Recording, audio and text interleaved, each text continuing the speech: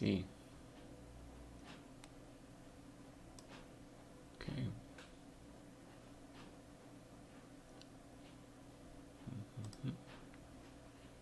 Hi guys, hello everyone. Basically just waiting till the game starts. If there are any problems with the stream, let me know. Good morning, Chennai Bees. Good morning, Hungary. Hello everyone. Waiting for the games to start. Stream is good. Alright, hopefully. So I'm gonna do F1, F11. So maybe that. Let me know if that's good. Доброе утро. Different languages, I see. Okay. Actually, really, if I do F11, then I won't be able to switch to the analysis board because I kind of want to be able to switch to the analysis board. So, hi guys, hi Antonov, доброе утро. How's the new mic? You tell me, is it better? I mean, I set it up yesterday. I didn't try to change anything. Hi Kutis. All right, so where are the games? It hasn't started yet, yeah. Okay, that's bloody amazing. It's okay, it's 5 p.m. exact here in St. Petersburg. So, okay, we have e4. So you guys, Kurana, Nepomniachtchi. I don't think I need to introduce these guys to you. Also, Giri versus LiChess the Graph. I need the headset because that's how I get the output, the audio. That's how I can hear stuff. Because the microphone, you can only talk into mic, but I still need the headset so I can hear things. Because my computer doesn't have the normal audio. Right. Okay. So let's see. Kuran Nepomniachtchi started playing French, and we've seen him play French in the candidates. So again, this is Vinaver, but this Vinaver was h4, and pretty much. Krana prepared something, right? He had to expect this Vinaver, and I'm not sure Jan actually expected this h4 line, and this cd4 looks pretty dangerous because the pawn's already in h5. White just grabs those pawn on h7, right? Which is the first line here. So that will be pretty badass. I mean, queen h7, rook g8, queen h6, queen e5, and then knight e2, queen e3, and then pawn on h5. Because the white basically achieved the rook on b1. Normally he had to spend time to prevent queen takes c3, hitting that rook, right? So briefly going to the here, this is Nimzo. This is like very old line. It's considered to be really drawish. A lot of well, like Giri is playing black. Okay, so I'm not surprised, right? And they're like force lines which are analysis until move 25, move 30. It's like draw, okay? So we're gonna stick with Kurana versus Nepomniachtchi game. Hi guys, hi Bob. Garlic teeth. Ooh, interesting name. Okay, so I'm pretty much sure Kurana has this position on boards in his prep. And because the way he's playing, he's actually both of them are playing really fast. But I know that Jan, he just normally plays fast. It doesn't mean that he prepared this, okay? So knight c3, so far, so fast. These guys, I'm pretty sure Fabiano's in prep, but I'm not sure if Jan is in prep. And right now the situation is, according to the computer, black is doing okay. So maybe Nepomniachtchi actually prepared something here. I'll be surprised though. I mean, maybe he had to look at this line during the candidates prep, right? So maybe he did look at this line. So what we're looking at is we see that there is internal material. It's equal. It's 5 versus 5 pawns. White has pair of bishops and a strong pass pawn on h5, which is compensated by strong center in the black for black. Those a3 and c2 pawns are kind of weak for white, and definitely there is compensation for black here. The question is if white can somehow use that h5 pawn to his advantage, because it's only 3 squares away from promotion. So f3 has been played really fast. Kurana, he's still like 15 minutes, right? 15 minutes, he's not even like spending time. All right, so queen h4, g3 is the standard drawing line there. I think queen h5, bishop e2, queen h3, bishop f1 is one of those drawing lines. So let's go back. Hi from Chinatown, Manhattan. Chinatown. Internet cafe, I guess. Yeah. You know, there was a time when in New York, I remember those on the 42nd Street, they had this huge internet cafes, like hundreds and hundreds of computers, people coming in to sit there. And then in a couple of years, they were all gone. And I was like wondering, did it ever happen? So looking at this position, it's typical French. Black, I think, is doing okay. His bishop, if he takes on c2, the c2 pawn, it will be extremely difficult to dislodge this bishop from h7 later on. So I'm not exactly sure where white compensation is for that missing pawn. On the other hand, it is difficult to imagine how black can improve his position, because any pawn movements will allow white bishop to enter the game, especially the light squared bishop, which right now is not that great. Yeah. Okay. I see. What year? That was, I don't know. That was about 2000 something maybe. Hi guys. Hi. Radagast, the white, the wizard. Wasn't he the brown? I thought he was the brown wizard. Because he loved animals, right? He had those very cool, in the movie, you know, he had a chariot like almost Santa Claus, except the Santa Claus does with the deers, but the Radagast had that, you know, those furry animals. It was pretty cool. Привет, привет, всем привет. So let's go on back to the Vasily Graf game. My god, this is all standard. This is all still like basically theory, right? So I don't know. I'm very surprised because these guys already spent what? Kiri spent 2 minutes, Vasily Graf spends 1 minute, and these guys, Caruana and Nepomniachtchi, okay, so they finally slowed down, right? F3, Rook D8. This was kind of interesting move. Probably black wants to keep his king closer to the king side, so he can maybe, you know, block those at h5 pawn with the king, like f6, king f7. Which is why he didn't play the computer first line, which is long castle. And computer actually doesn't care, right, about the passed pawn on h5. He simply cares. He doesn't care at all. It's a metal box. It just has lines and gives us lines based on the evaluation. You're the upgrade. Cool. That's very cool. So while these guys are thinking, I'm gonna try to recreate this board here. So let's go. Knight c3, bishop b4, e5, knight e7. Take c5, h4, queen c7, h5. I think it was h6 something. b1, b6, queen g4, take. Was it something like this? Oh, queen e5 check and then dc, right? Okay. So we're not gonna have the second board, so we're gonna have only one board.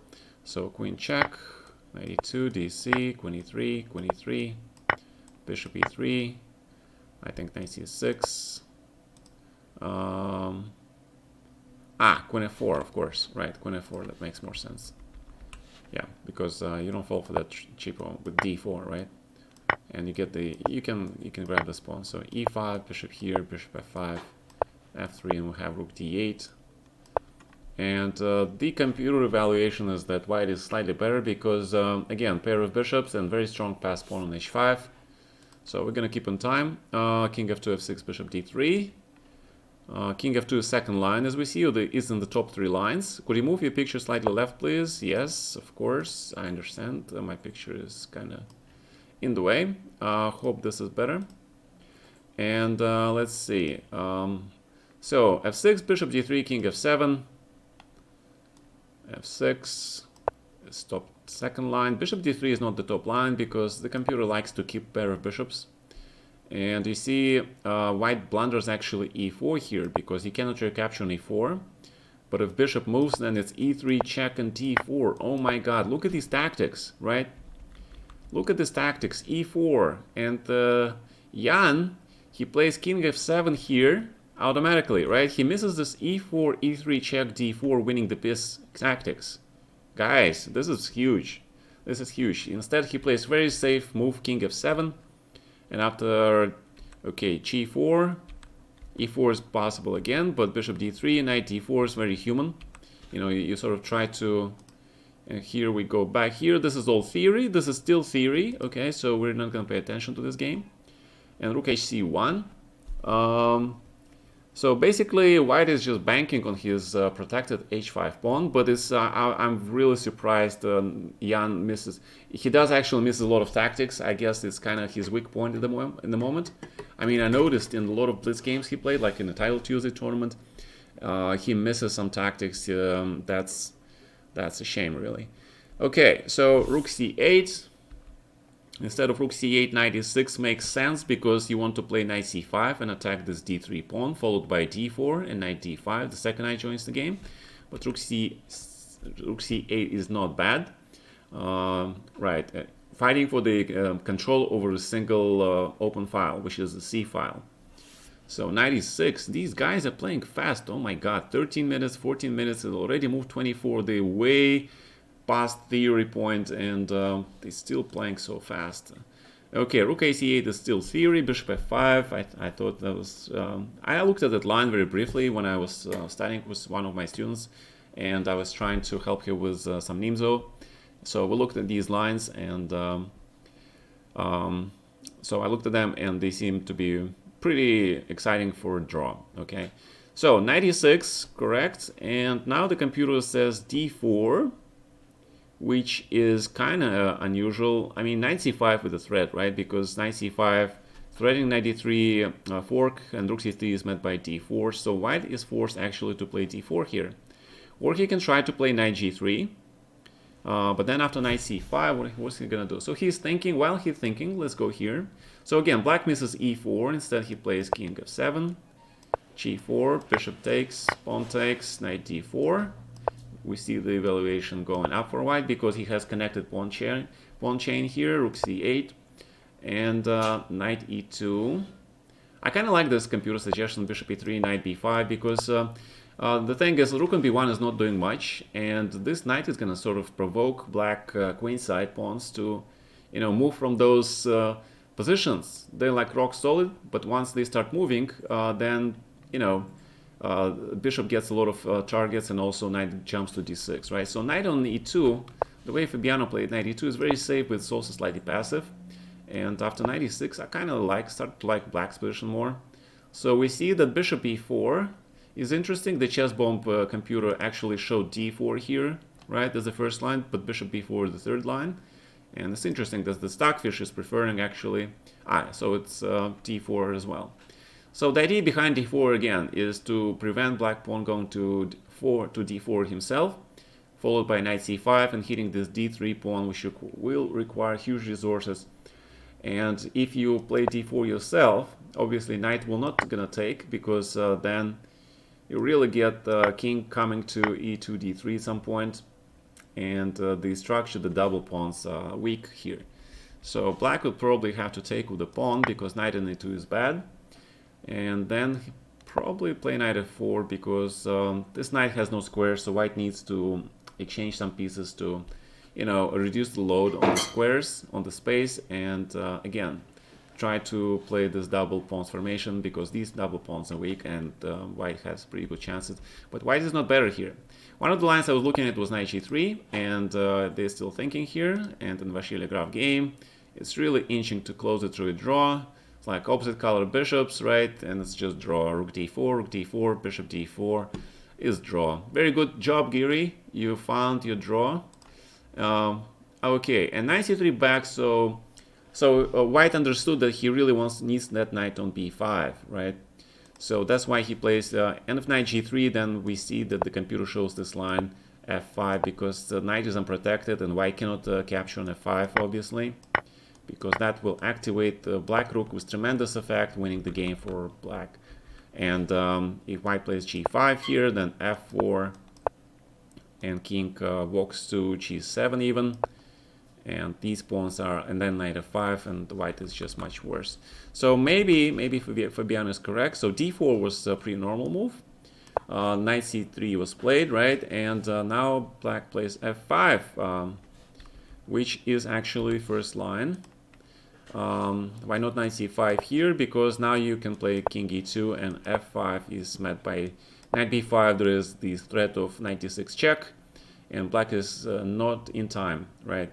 So if something like rook cd8, then this is completely different position because you win a lot of tempos and break the pawn chain, so this is better for white. Right, so that's why Nepomniachtchi plays f5 immediately. I really like this move. If white takes on f5, then you can play knight c5, and this pawn is not going anywhere, and you have the open g file.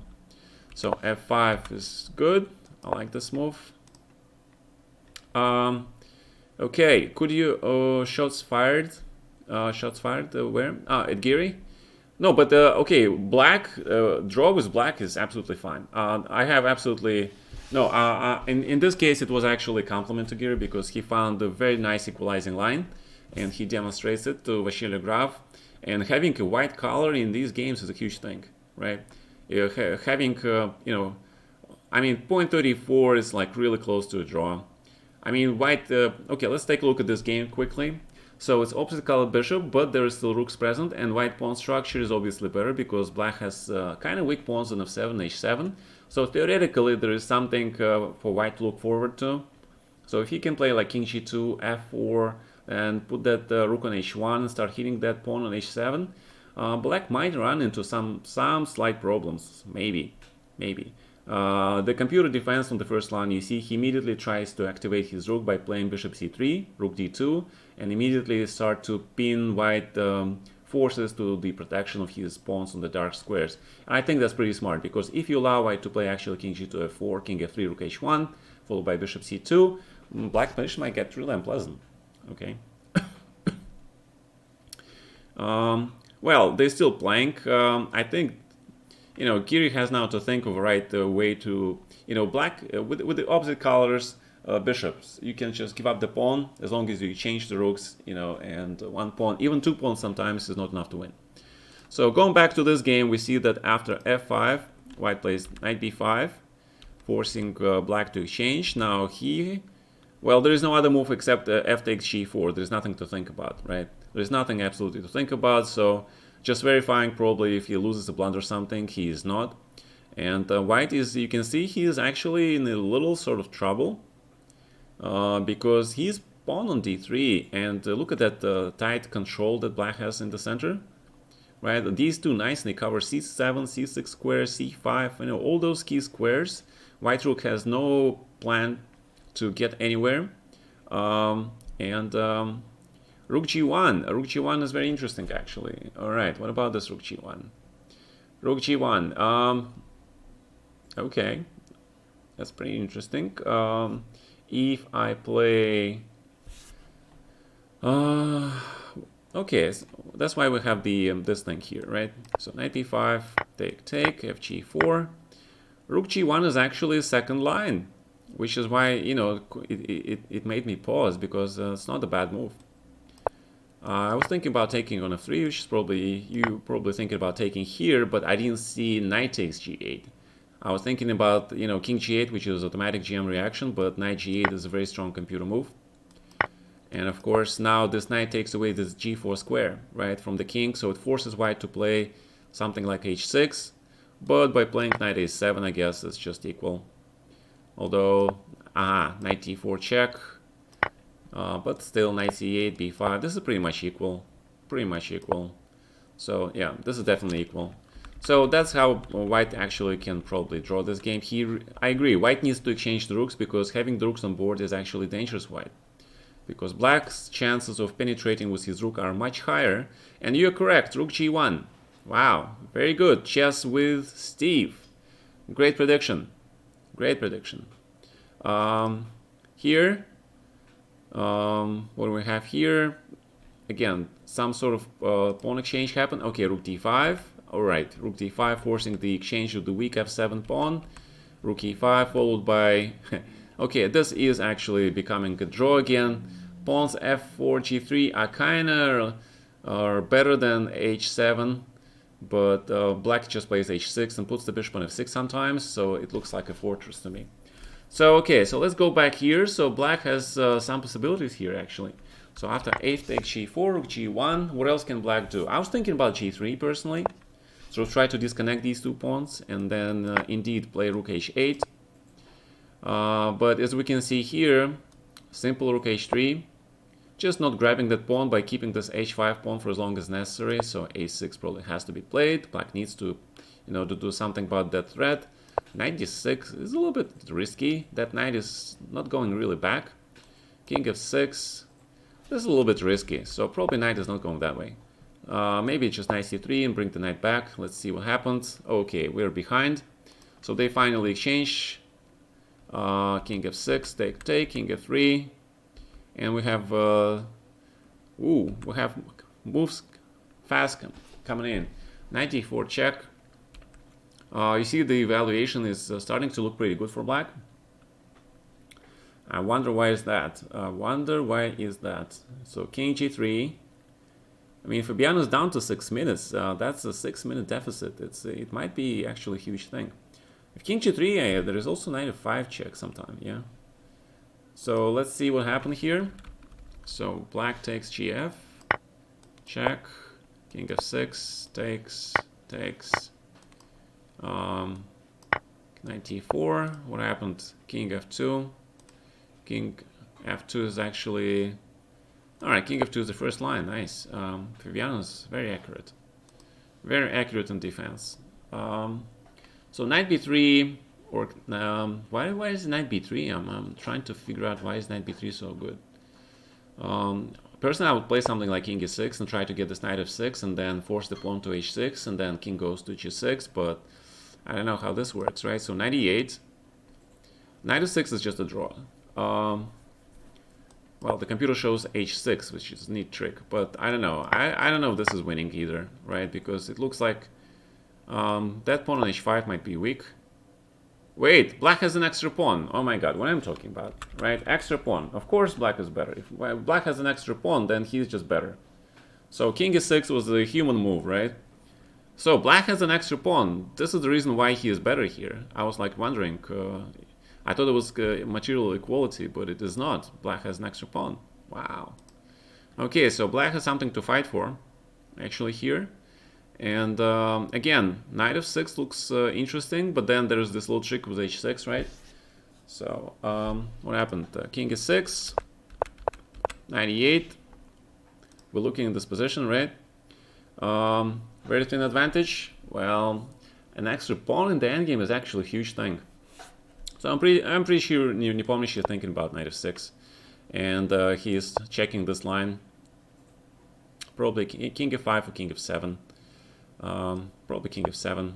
It looks a lot safer. And then knight d6.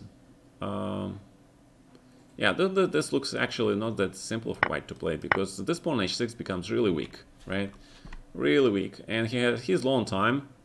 So wiser to get knight. Wiser to get knight out? Yeah, I think it probably makes more sense to get the knight out. But the pawn is hanging, right? So h6 again, king f7. Where your knight is gonna go though? I like this knight c7 move, but black has to see that he has h7, and then he has to go into this endgame where he is pawn down in the knight endgame. It's very close to a draw, but there is no exact draw because it's 2 versus 1. Still some pawns in the center. This is not an easy defense, especially in the blitz. This is not an easy defense. I wouldn't like to play this thing with white. So, which is why Fabiano is thinking. He's thinking about the right way for white to play after knight f6, right? Hey guys, hey everyone. Yeah, this is very tricky, very tricky. I mean, it is possible that black is thinking about ways to sort of attack this knight on e8. I don't know. Maybe knight b5, but then a4. So okay, so maybe he's thinking about knight f5, but then knight c7 check, king d6, knight b5, right? So I don't see any other move except really knight f6 here.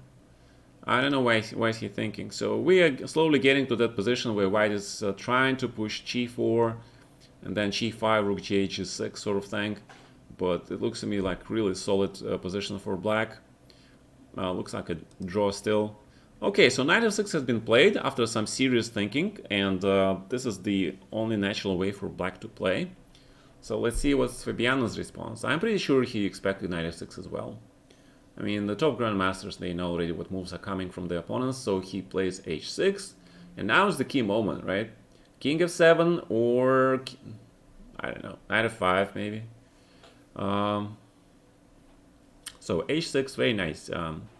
Knight f5, knight f6, and then king f3. So that actually might be a problem, right? That might be a problem because let me quickly show you this line so you guys understand what's going on. So if knight f5, then after taking and king f3, if you play king g6, for example, there is bishop c3.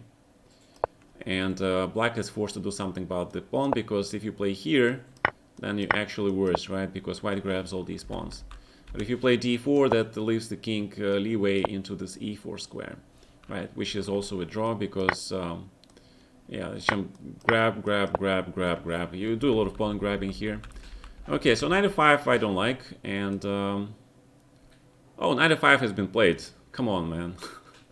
Just when I say that knight f5 is not that great, he is playing it. I mean, the computer suggestion is king f7, and of course it's much stronger. So knight f5, he's trying to sort of create the threat of knight g4, but it's but he allows white king to, you know, get closer to the pawn with king f3, because f3, that's a perfect square. One explanation I might possibly have for knight f5 is that maybe he thought this check would be cool, but king walks to g4, king g6, right? This doesn't look too shabby for black. But there is such thing here as bishop b4, or actually bishop c3. Okay, so this is not actually very simple, right? Because if you take here, then you're not on time, because b4 comes really fast, and then king h6. Very famous trap in the pawn endgame. White cannot grab this pawn, and he cannot come close to this pawn on b4. So this is pretty famous stuff, yeah? So maybe black is trying to go for this sort of position, maybe. Let's see what happens. Ooh, king e2. King e2, my god. I cannot predict anything today. King e2. Okay, king e2. So white is forcing black to play king f7 after all, right? I mean, it's just the only move that is on the table. So king f7, and then you cannot really capture this pawn anymore because h6 pawn will be gone, and this king is just not going anywhere. Okay, white can play king f3, return to this position. But somebody was saying that the knight can go back to c7, and I'm pretty curious about this line here. a6, let's see what's going on here. So they're thinking king f7 has been played. So knight c7 back maybe, but then a5, and if knight a8, then it's just knight d7. Knight c7 back, d4, and black grabs the second pawn, because if king goes to f3, then this probably could be winning.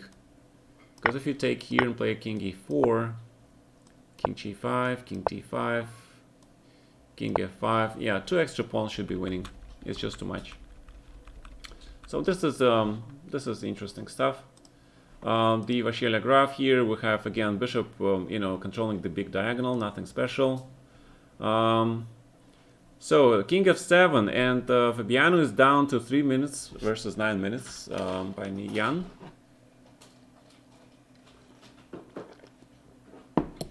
And I don't know, pretty not a good experiment by white in this game, yeah. First of all, you were struggling to make a draw, and you had the white color. Not a very happy start for Fabiano. I mean, was he always an e4 player? Yeah, he was always an e4 player. So, but his endgame technique also requires some work.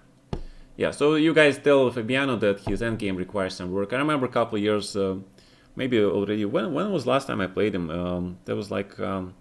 I almost killed him. He blundered badly, but I didn't see it in our game in the US Championship. I think he won the tournament.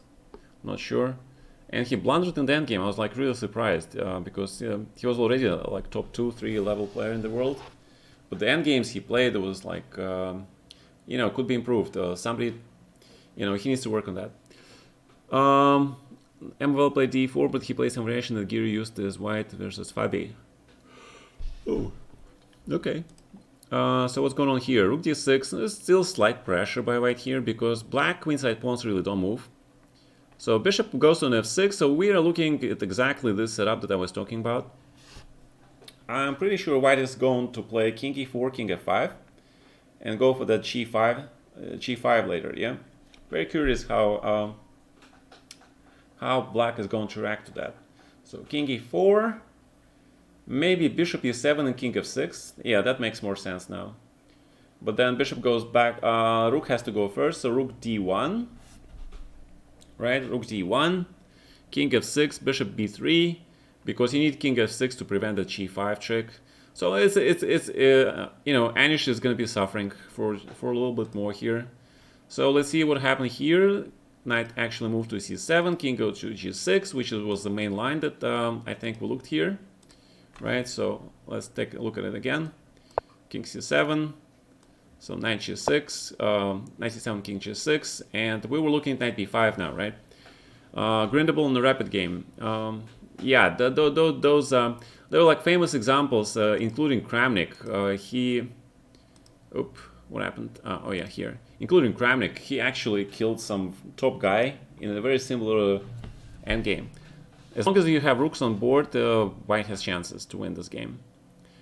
Not many, but he does. Because if rook h3, bishop f8, that king on f6, it's very hard to get rid of this guy. Yeah, so I'm thinking maybe if white plays king f3, oh, so he decided to play b5, but now that's kind of a little bit dangerous, I think. Because after rook d5, what is black going to do? He's not going to play b4 here. He's not going to play b4 because then sort of a5 is controlled by the rook, right? So it could be rook e5, rook e6, g5. A lot of things are looking, starting to look good. Also rook a5, rook a6 transfer. Probably not the best though. Yeah, bishop c5, bishop e6 then. Okay, so what's going on here? This is the game that we're looking forward to because it's far more exciting, right? So knight king g6. White gives up his second, his h-pawn, giving black a 2-pawn advantage, and knight, okay, bishop g5, so he is looking for this. So we finally arrived at this knight endgame. Remember, we looked at it, and I said it's going to be a huge pain. The computer doesn't think so. 1.37 is like really close to a draw, but in the blitz game, this is a lot of moving back and forth. So white will be suffering. And right here, we see that actually Gary was tired of a passive defense. He started to push these pawns, and pushing these pawns is not that great. Yeah, rook b7 followed by bishop d5, and then these pawns might become weak because after rook b7, what is black going to do? Probably play b4. Yeah, b4. There is g5 check threat, right? So okay, not right now. Rook a7. Rook a7 is kind of weird. Anyway, let's go back here. This knight endgame, it's kind of tough to comment on it because the only plan that I see for black is actually to push his pawns here, like a5, b4, and there is a question though. How do you recapture on b4? You can probably recapture with a king, which I think makes more sense because you sort of, the more distance between pawns you have, the higher are your chances to create some sort of attack and make the defending side work more. On the other hand, if you take with a pawn, this pawn with the knight on d4, they sort of provide this huge wall.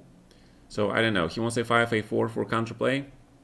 Yeah, I'm pretty sure that black wants to play a4 and then he just wants to play b4, b3, give up his, basically just total exchange of the pawns on the queen side. But after king f5, that you know, black's position is starting to look slightly risky. So the only thing is not to play rook c5 here because of, I mean rook c5, rook g6 because of king h7, but after rook c5, king e6 will be played. So white is slowly trying to create mating net. Which is why computer plays rook c7, but then after rook a8, right, you guys see this, there is potentially rook g8, g5, g6 coming, right? If pawn endgame is winning, then knight's endgame wins too. That's what you were taught. In general, that is true, but it is not.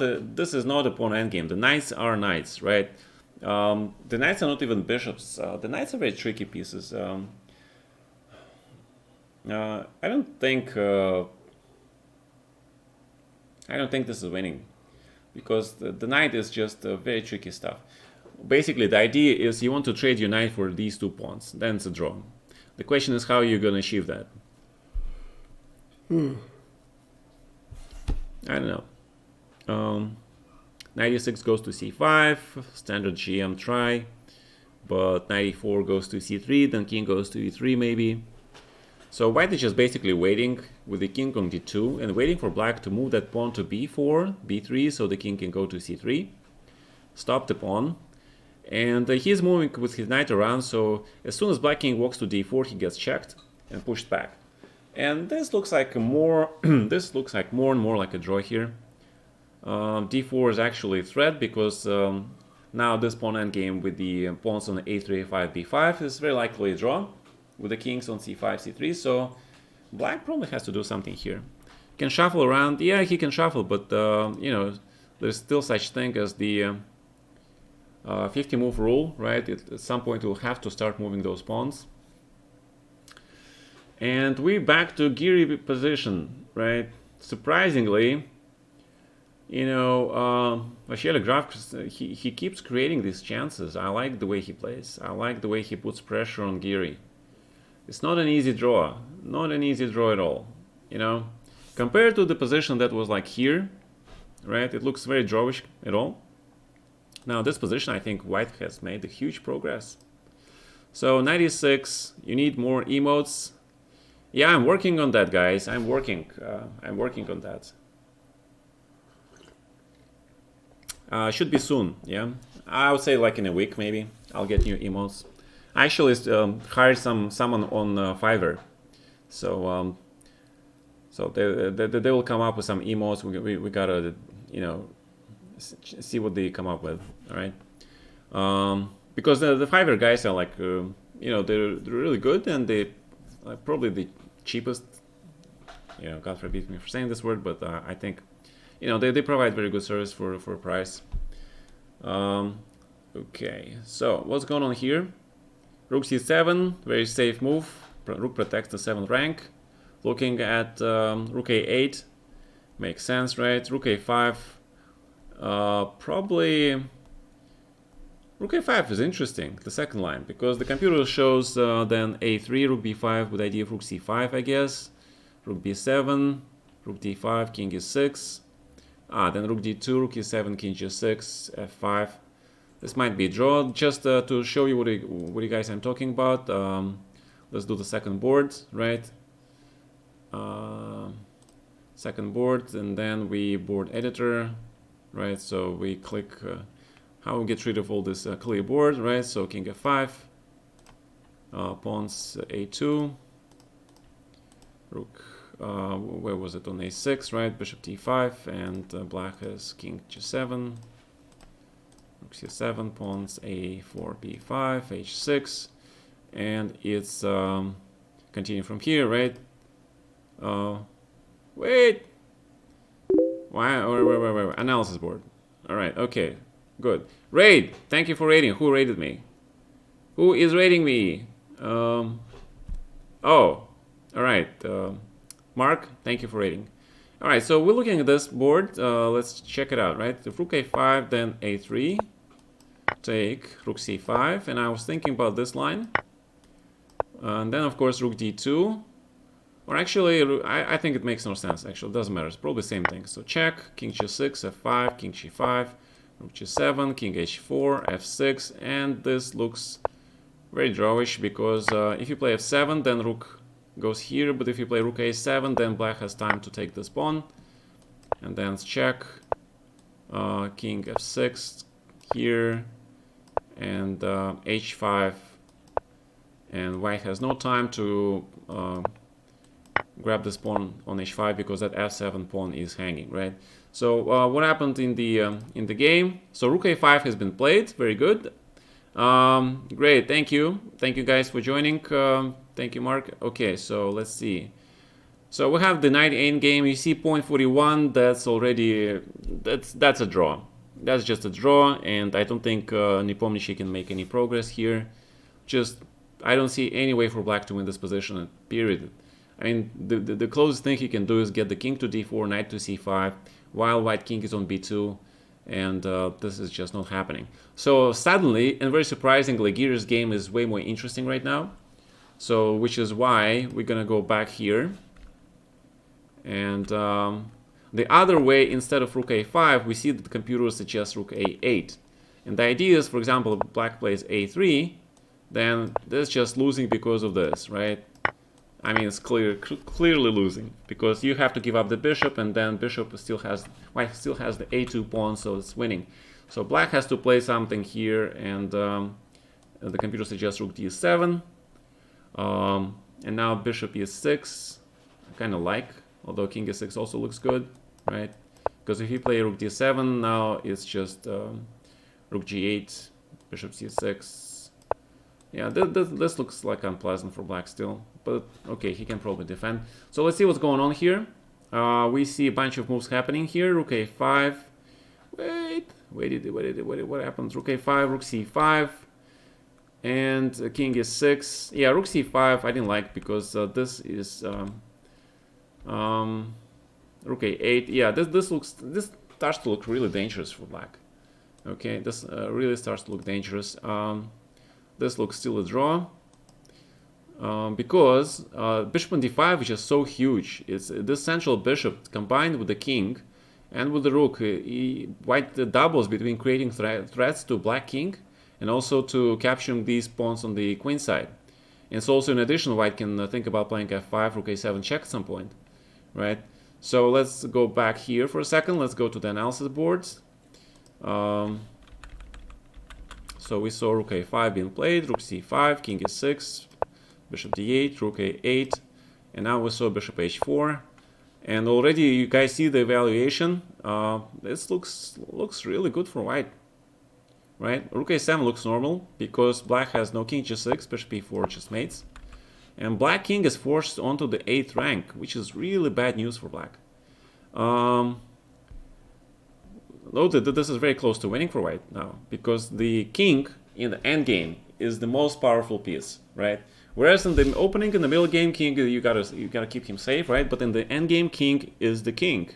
He is the powerful most piece. He is the warrior king, right? Because he does so many things. He controls all those 9 squares around him. He supports, he protects, he helps push the pawns in this actual position. Let me check. This is, well, rook a7 just happened, right? So this is actually very close to what's happening on the board. I mean, I'm pretty sure Vashier the Graf is thinking about giving this check, or he thinking about maybe playing a5 first. So that may be the difference. So that may be the difference. Let's go back here. So he gave the check, right? So the check happened because it's a grandmaster instinct. If you can push your opponent's king to the side of the board, right, you normally do it.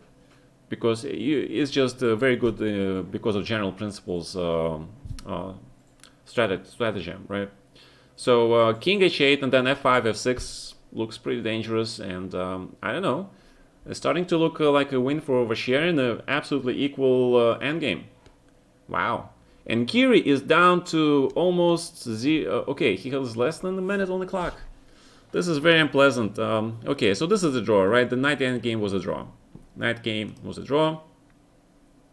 So we're gonna stop this thing. I mean, Jan, he needs to also work on his endgame skills. I mean, how did he get that king so active? He just walked up, right? And black started pushing his pawns on the queen side, which was bad because he allowed white the rook to get behind these pawns and attack these pawns, so that now black had to shuffle his pieces, so the rook had to go to c5 in order to protect this pawn, and then by moving to c5, black allows white rook to take the 7th rank instead. King f8, wow, look at this, g5, hg5, f5 just wins, because if g4, f6, bishop f6, king f6, and black cannot recapture the bishop because there is mate. Look at this combo, g5, hg5, f6 is just winning, because of rook c3, f6, rook e3, or rook e1, king f5, there is mate on the 8th coming. Wow, white is just winning. This is bloody amazing. Okay. Wow, this is huge. So check, king f8, g5, but also rook f7. King d6 also seems to be winning, because if rook moves to c8, rook cannot move to c8, right? because rook f7 is a huge threat, right? King g8 cannot be, but if he plays here, then it's just rook h7, and white wins. Wow, king f8, really bad move, because if bishop e7, then you trade, and this pawn endgame is absolutely winning for white, of course. Oh my god, Giri just blundered king c5 completely. Oh my god, and white played f5. Okay, it's still pretty good, yeah? Okay, he played rook h7, still not bad, but king d6 was just winning right away. Because rook f7 check and rook h7, okay. Alright, rook h7, why not? Here, f5. This is still pretty badass for black, but I mean, white should be close to winning. Prep needs to be on spot. Yeah, I mean, look at this. Now white gets two pawns rolling together, and with the active king, this should be really dangerous. But it's very sad that Vasia missed this beautiful king d6 or g5 f5 thing, right? That would have been so awesome. That would have been really awesome. Because you get sort of field door position with the. I'm talking about the rook and bishop versus rook endgame. You know, field door position is that very unpleasant for defending side. So okay, what happened? 5 rook c7. There is. I mean, why are you thinking? There is only one move. Rook takes h6 because rook h8, king g7 just allows black to survive, right? So I'm gonna close this thing. I'm gonna close this thing as well. So let's see. So he plays rook h7, f5, and rook c7. See, rook h6 is the only move. I have no idea why he is thinking. Because of check, king f6, bishop e5 check, king g6, rook g7, and rook bishop f4, I see. Okay, but then there is... Yeah, okay, this is probably not winning anymore, yeah? Unfortunately, this is probably not winning, but still check and bishop c6, yeah? I mean, rook on g7 is very passive, and white does win official black pawn here. So check here, rook g7, take a3, and we're gonna be facing a huge battle here because white king is like really passive. He needs to be on f3, and then white can win. So what's gonna happen? Oh my god, rook g6, rook g6. Is this winning now? I really doubt it, but maybe, yeah. Rook g6, king g6. Yeah, actually with the pawns this far, this is actually winning. Actually winning, right? King is7. This should still be winning.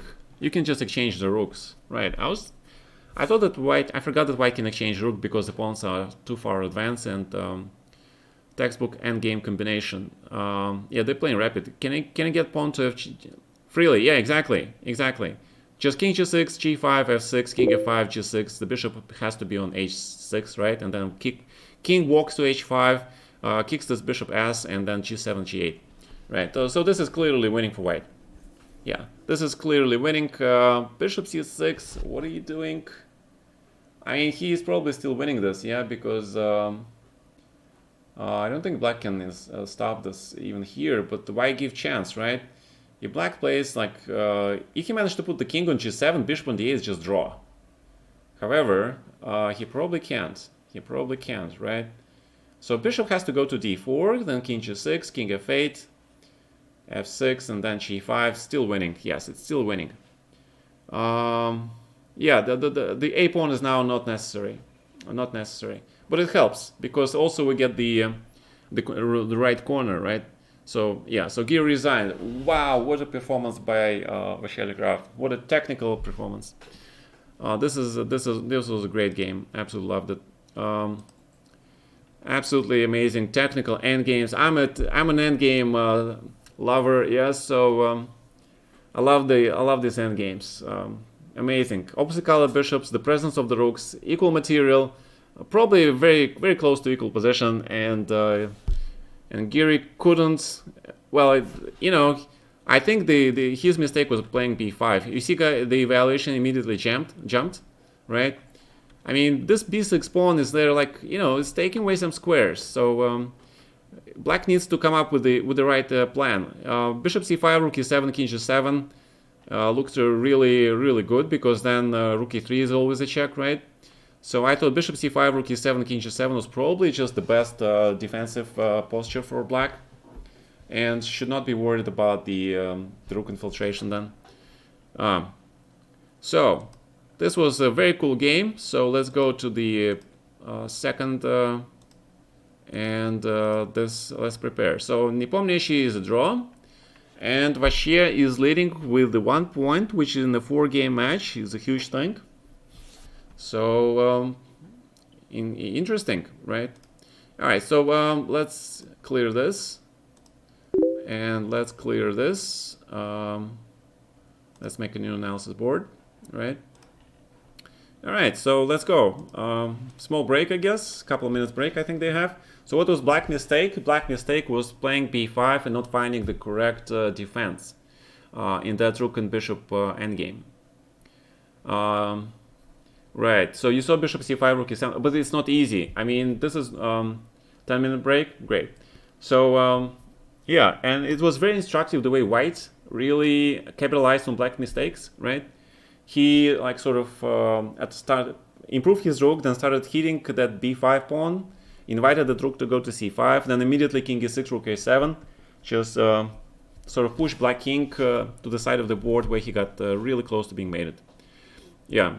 So yeah, you know, I think that Vachier is probably playing at his best right now.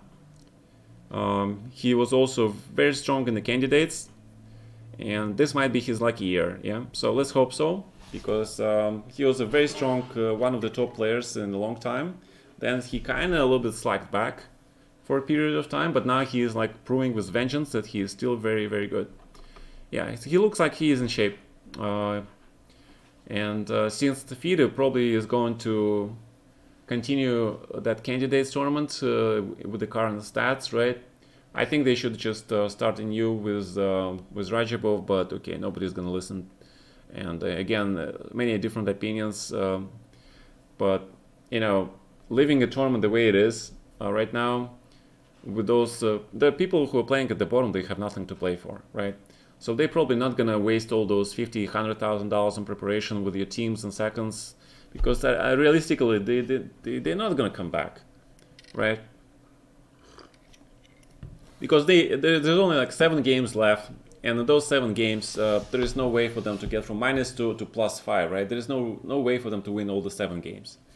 Yeah, he was exactly, but then as I said, then he slacked down a little bit. So where are the games? Oh, there is the game.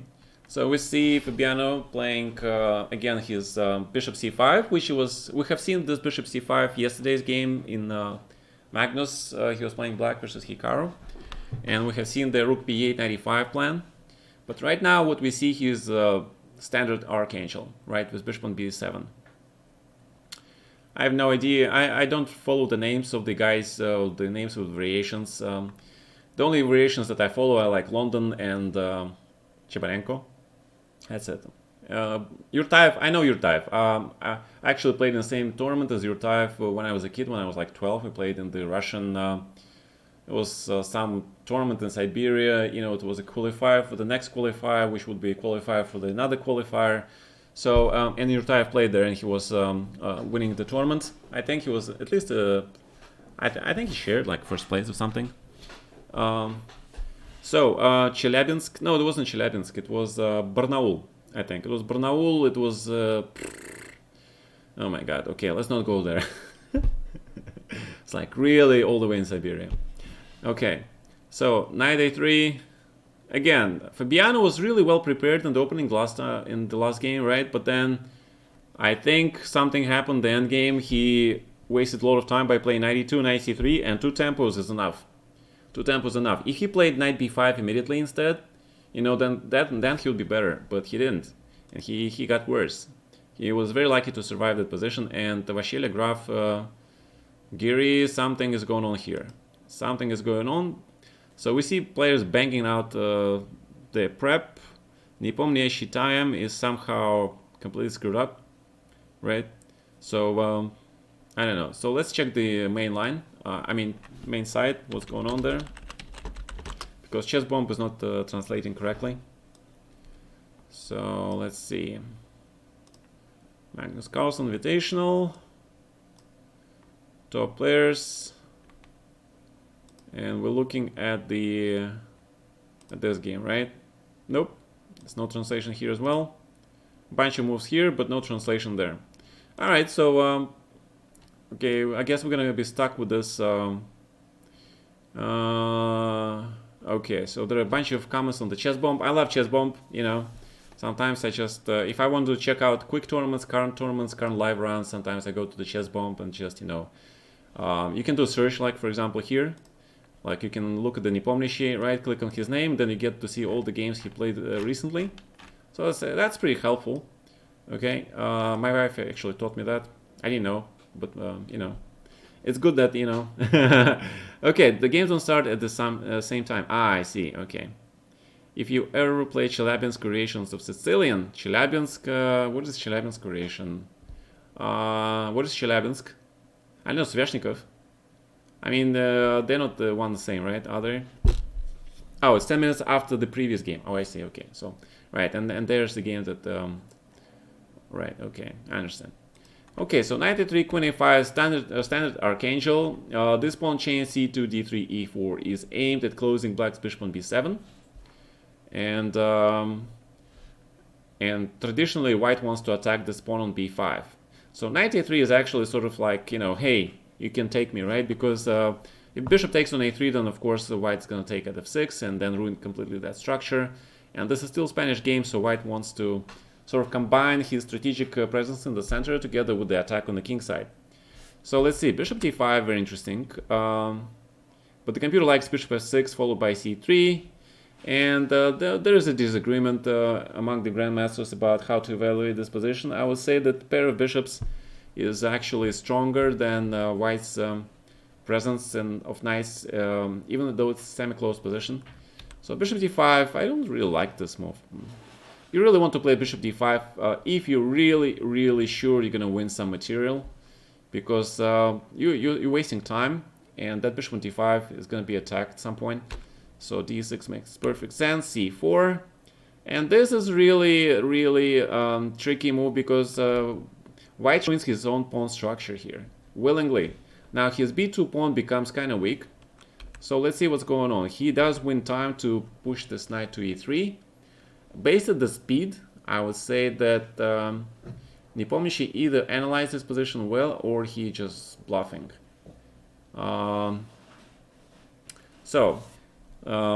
White basically just went with his knight really fast to f5. Usually in Spanish you play knight d2, knight f1, right? Knight d3, knight g3, then you get to a5 square. But in this game he went knight e3 really fast. So these guys haven't started yet. So let's take a look at what happened here. Let's take a look on the analysis board. I know these guys are playing very fast, but okay. Bear with me, right? So here, d3, castles. What happened? Bishop g5, then bishop e7 was played. Right, this is pretty standard. You know, sometimes black plays bishop c5 only to go back here. And that's what we saw in this game, right? So take, knight a3, queen a5. Makes more sense than queen a6, obviously. Bishop d5, d6, c4, take, knight e3, and then black really quickly played bishop c8, which is in the top 3 lines. Why? Because you need to unpin your knight before you move that knight, right? So queen c2,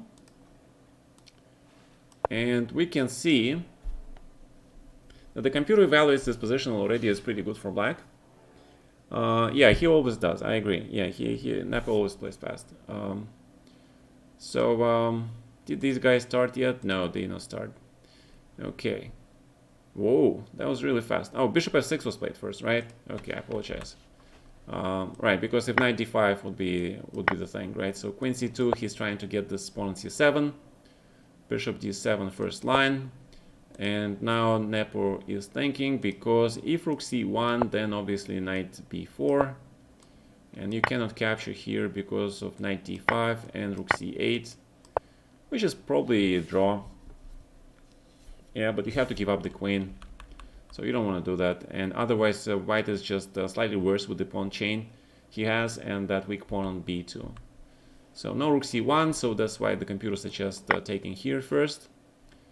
And bishop takes, and to play this position, right? Bishop d7, knight d5, and then that's how you equalize, I guess. That's how you equalize. Okay, so the second game starts. Chelyabinsk and Sveshnikov bird variation with bishop e6, b5. 2-week tournament. Which tournament? They played each matchup sequentially. Why the rush? We're on quarantine. Ah, okay. I don't know. All right, so this is standard position. Also, this is the Moscow variation of the Slav Botvinnik sideline.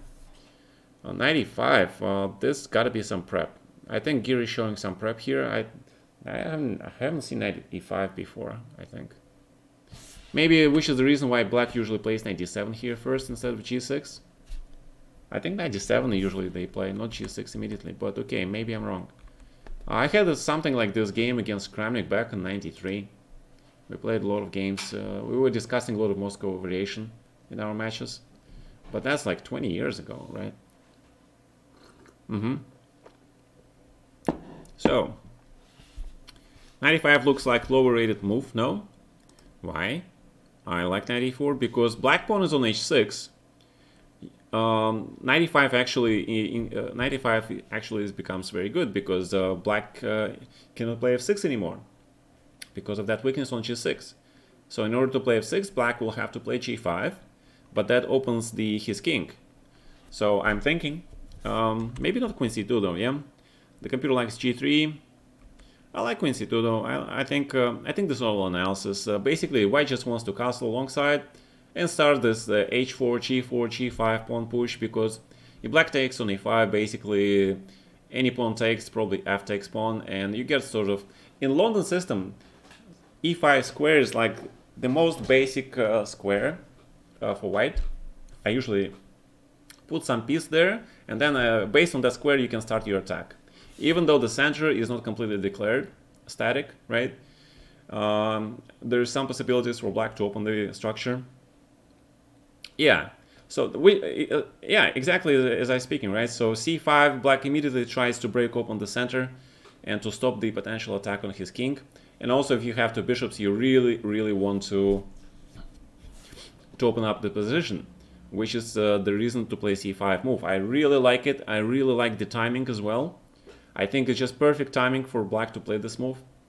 And if white takes on c5, they're still thinking rook a1 has been played. All right, so let's take a look at this game. Let's get the second analysis board going. So d4, d4, d5, c4, c6, knight c3, knight f6, knight f3, e6, bishop g5, h6, take. I'm pretty sure black plays usually knight d7. See, the first line is knight d7. Yeah, I think he just forgot about this. I think he just forgot, to be honest, but okay. Maybe it was a great psychological trap. It could be. So 95, bishop g7. But you see the evaluation, it immediately went up for white. And this move is probably really incorrect, yeah? Which is why the computer likes to play g3 to prevent the c5, because now you can just sort of grab it. No, but c5 is still good, yeah? Yeah, interesting. But after queen c2, c5, what happens if you take here? I thought about knight c6. Good thing that my intuition is confirmed, because if you grab this, now these are double pawns, center is wide open, white pawns are all weak on the dark squares, and I would say that white is in huge trouble, especially now, right? The rook goes to e8, attacking this pawn, then queen e7. So you cannot take this knight on c6, but if you don't, then what are you gonna do? Knight f3, and then simple d4 works as well. 94. This is important Moscow variation move. This is highly standard on this line. The queen goes to f5. It sort of pins, attacks at the same time, so black is just much better. What was wrong was grabbing the d-pawn pawn. Yeah, this looks very natural, but then there is this thing, right? Queen f4. And what is white going to do? I mean, knight e2, you're blocking your own pieces, then black can just do like so much. He's enjoying this position. He's much better. So you probably have to exchange the queens. But then you have this, and you see white is in trouble. Oh, so we're actually seeing this on board. Wow. Okay, great. So see, we are following the footsteps. We are predicting the moves. That is very good. Predicting the moves of the grandmaster, right? That's a great thing to do. So this is a position that I think Giri is already worse, right? Second game in the opening, he is worse. Look at this, right? Knight c6. That's their game. What about Nepomniachtchi Corona? Let's go here. So we were at Rook a1 moment. Then Rook a1 I really didn't like, because white has a worse structure. He has to be careful, which is why we're looking at bishop c6, rook c1, knight d5. Just trying to recapture that pawn on c7, because white is worse. Why cannot play here for a win? I'm not sure what's going on. Bishop d8, protecting the c7 pawn, and now the knight goes to b4. Okay, queen c5 sounds reasonable. Knight b4 and c6, and black has pair of bishops, strong structure. Black bishop on d8 is going to b6, hitting this diagonal along the a7 g1, right? And then after d5, if black can just get the d5 eventually in, with a pair of bishops, white will be just lost strategically, right? Which is why computer now goes for rook c1, d4, trying to, get some space, get this bishop an exit square.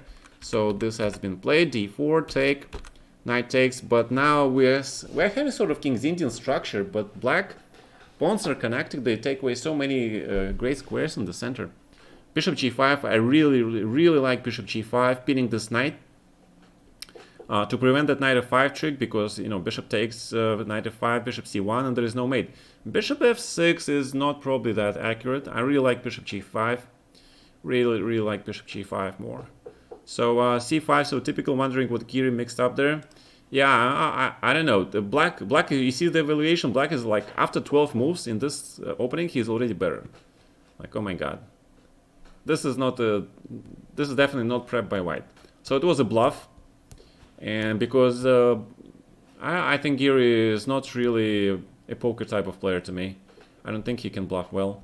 So that's kind of yeah. Players disrespecting the bishop. This is really rare for Giri. I agree.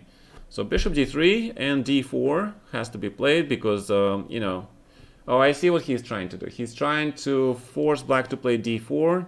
And if white gets the structure, let's take a look at it. Let's take a look at the structure. So bishop d3, d4.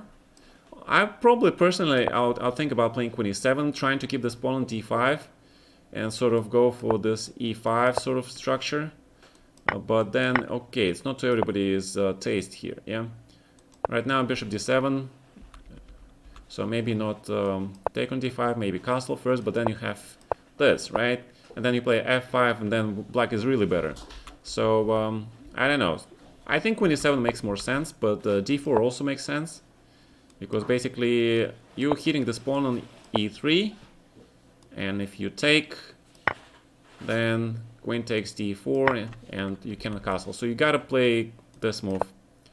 You give black this pawn on e3, and then you try to play rook d1, and sort of, if white has time to fix this thing with b4, a3, knight d6, he can actually turn the tables. But I'm not sure if he can. I'm not sure if he can, because queen a5, threatening f5, queen takes c5, a3, for example, then just f5, right? Yeah, f5, b4, queen a3, not good. So computer suggests queen e2 here, f5, and knight. Oh, queen e3. Ah, now this is very interesting. Now this is interesting actually. And queen e4, queen c5, and bishop e4, positional sacrifice, using the fact that the bishop on c8 is still closed, and then go for that bishop g6, rook d6 sort of compensation. Looks very interesting. So but okay, what happened? Oh, queen e7. All right, queen e7. Guys, we're on fire. We're hitting all the right moves, right? So Nepomniachtchi Corona. Oh, what was that? Yeah, you see bishop f6. He completely misplayed it.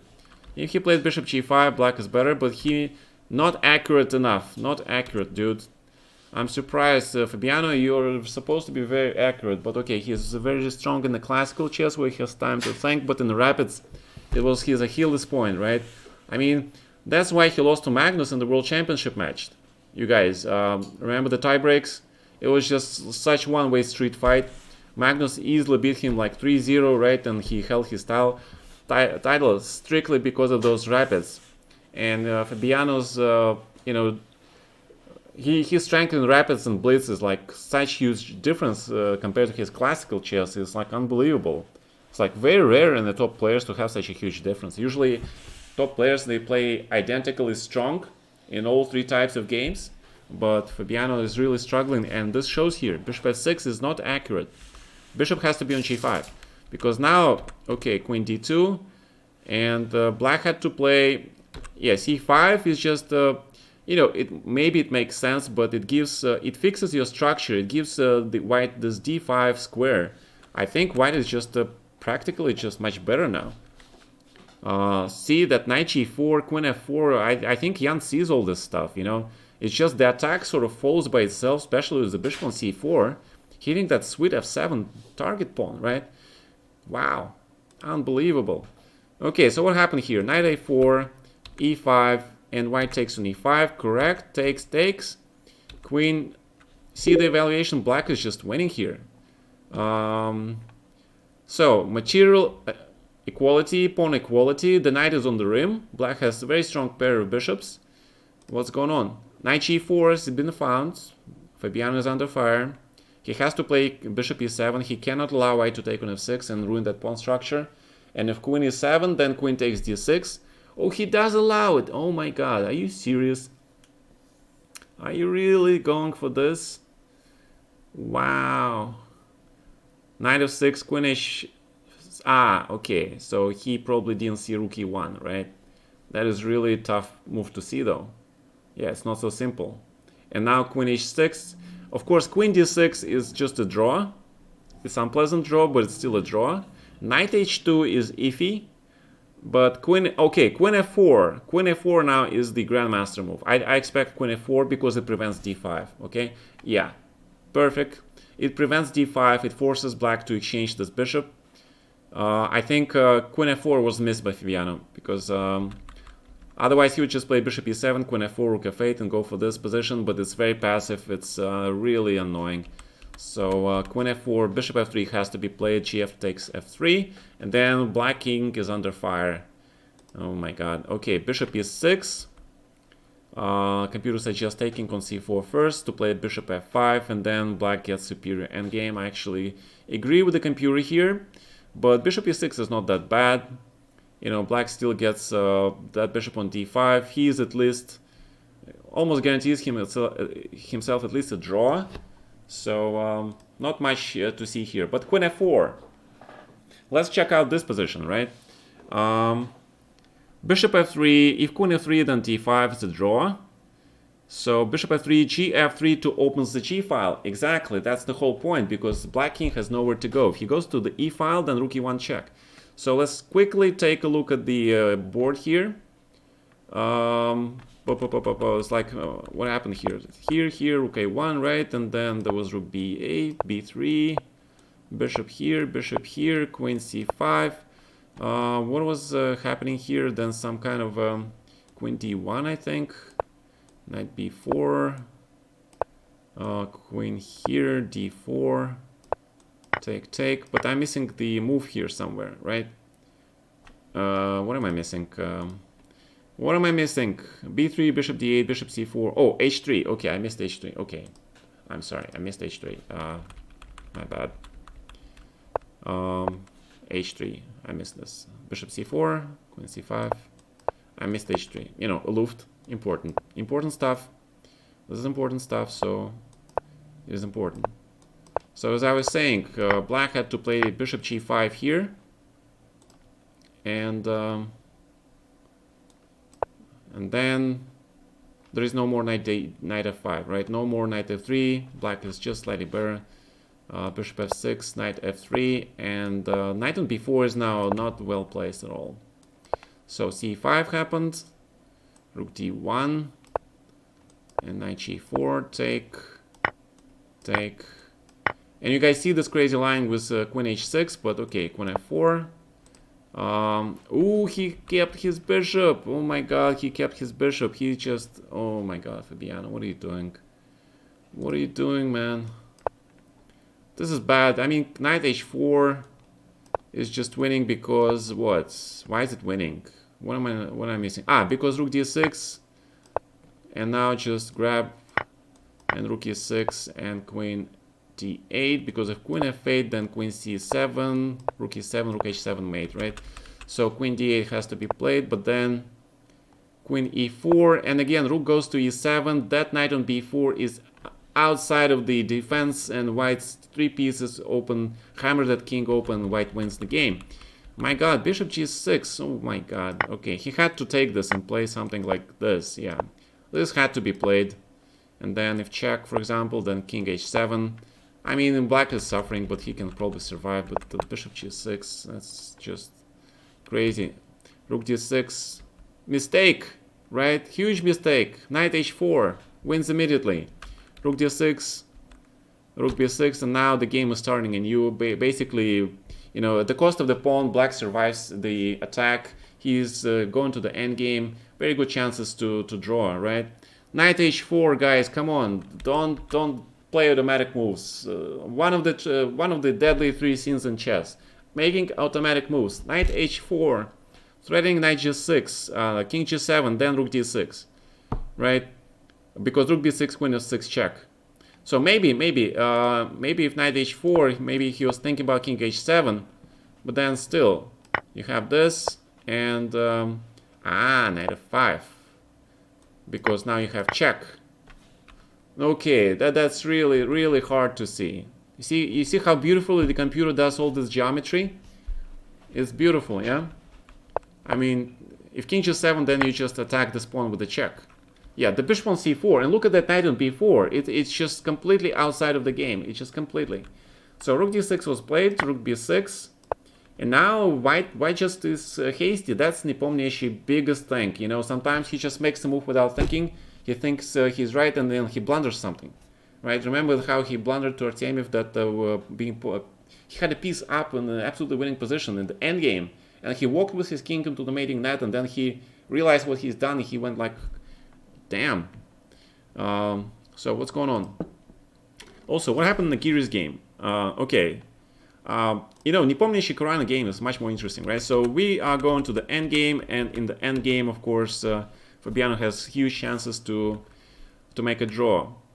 So rook g4, I like. You really don't want to exchange pieces here, because if white wants to keep his winning chances alive, he better keep his pieces yeah, but king g7, I don't see how white can win this.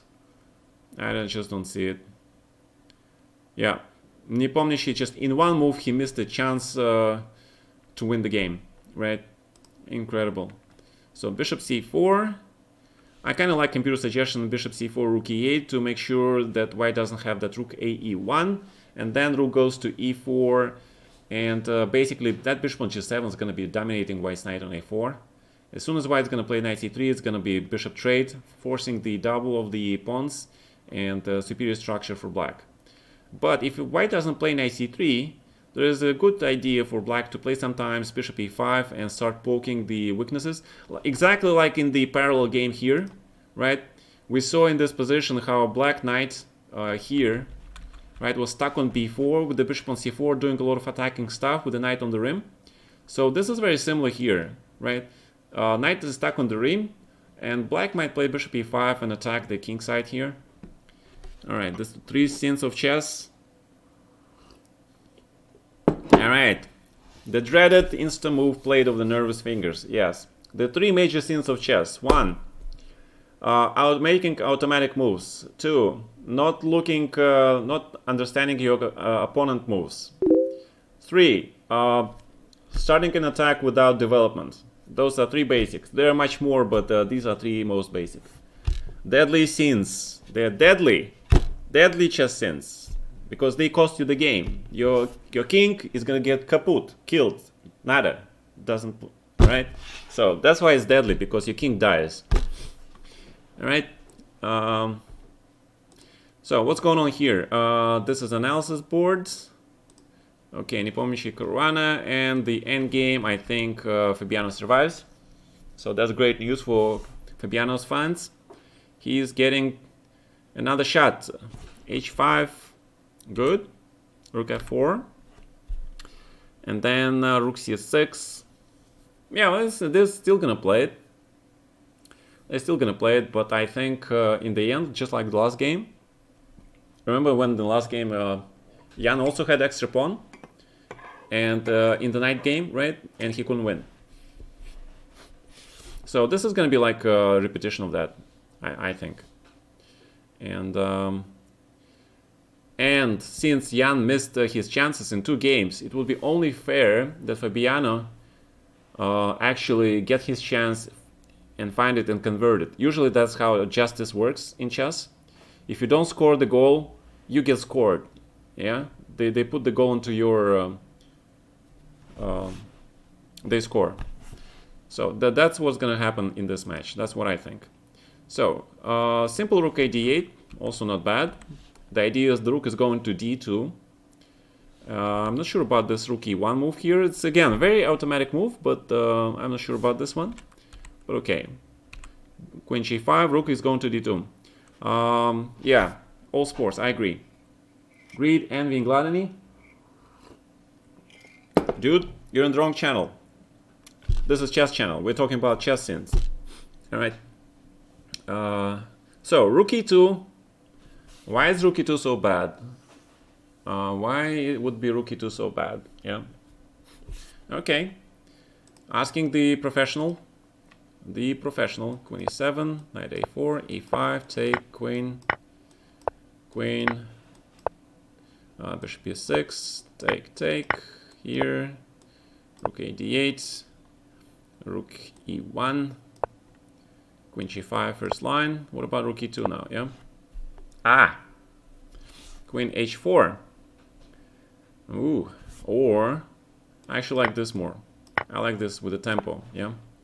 And then rook gets transferred to f4, freeing the other rook. And white refuses. Then back rank fun starts, right? So he can't do that. What can he do? Probably take this one. And then the computer suggests taking with the queen. The human will take with the rook, I'll guarantee you that. And then queen e4 looks very natural. And then you guys see this line. It's very computer line, but also in the blitz, it's like a cheapest line there is. Simply transfer all your pieces to the enemy king and attack. Yeah, queen g3, h3, bishop e5 for the threat. So well, it's just a cup. It's just a cup, dude. See how that knight on a4? Yeah, and then I don't know. Let's see what's happening here. Oh, rook e2 has been played. Oh my god, you guys saw me, right? I think I'm like geary in a way, yeah. I mean, I suggest a move and he plays it, yeah. It's like unbelievable. Does it mean that I should be playing instead of him in some tournaments, maybe? No, come on, just kidding. But still, yeah. I was thinking about rook e2, and then he plays it. It's like, wow. All right. This rook endgame, 0.73. These are actually very good pawns. Fabiano is incredibly strong in the rook endgames. I remember that all the way back to the tournament 2009. I couldn't beat him in the rook endgame, also being a pawn up. So he knows his rook endgames.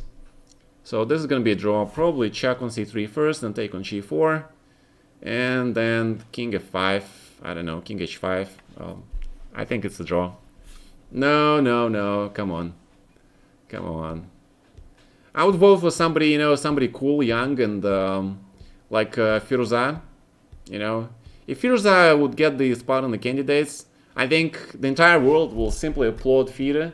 But then, of course, all the other guys would say, come on, he didn't qualify. And as much as a fan, you know, I'm not talking about the GM. As a GM, I'm talking about as a fan of chess. You know, we will probably would all love to see Firuza in the candidates, yeah?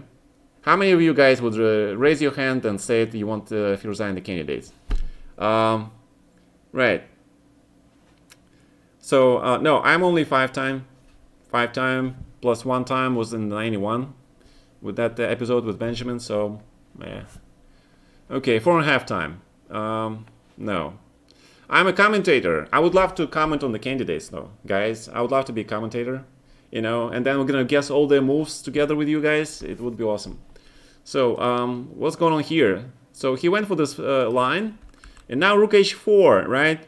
Oh, rook f4. I'm sorry, rook f4. That computer move, incredible computer move, because it kind of, you know, takes the pressure away from f7 pawn and the back rank, right? That back rank stuff, it's just gonna be huge.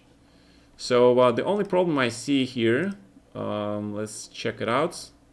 So queen g5, rook e2, take, rook d4, queen a6.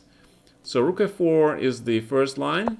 So what happens if white just plays rook e1? And now rook h4. Why is it such a huge difference? Because maybe because if you play here, you attack the knight on a4 at the same time. Wow. And there is a threat of rook h3, of course. Wow, this computer, he's a very tricky guy, yeah? Very tricky guy. Yeah, this computer, that knight on a4, man, that's just terrible. You see how many tactics are here? That's how, you know, that knight on a4 comes in handy in a lot of tactics. I mean, rook h4 probably is also very good, yeah? I mean, still should be winning because, for example, queen c6, queen h5, attacking just wins, so white has to come up with... Why black doesn't play queen g4 here? Because the rook on f2, right? The rook on f2, check, and just rook ff2. Wait, what did I miss? I missed rook h2, oh my god. Oh my god, rook on f1 is protected, of course. So that's a difference. That is why black wants to play rook f4 immediately, right? Because white cannot take this rook, this whole on f1, and then bishop e5 just wins the game. Check and mate, right? So let's see what's happening in the game. Oh, he played bishop e5 immediately. Still very good. Still very good. I still like it. Ooh, the rook endgame, just draw. Nothing to talk about here, really. The white king is cut off. Rook goes to f3. That c5 pawn is not really going anywhere. And the king goes to e2, then rook c3. It's just dead draw. Okay, so again, let's go to here. Bishop e5. Preparing all sorts of nasty stuff, like rook h4, queen h5. I really like this position.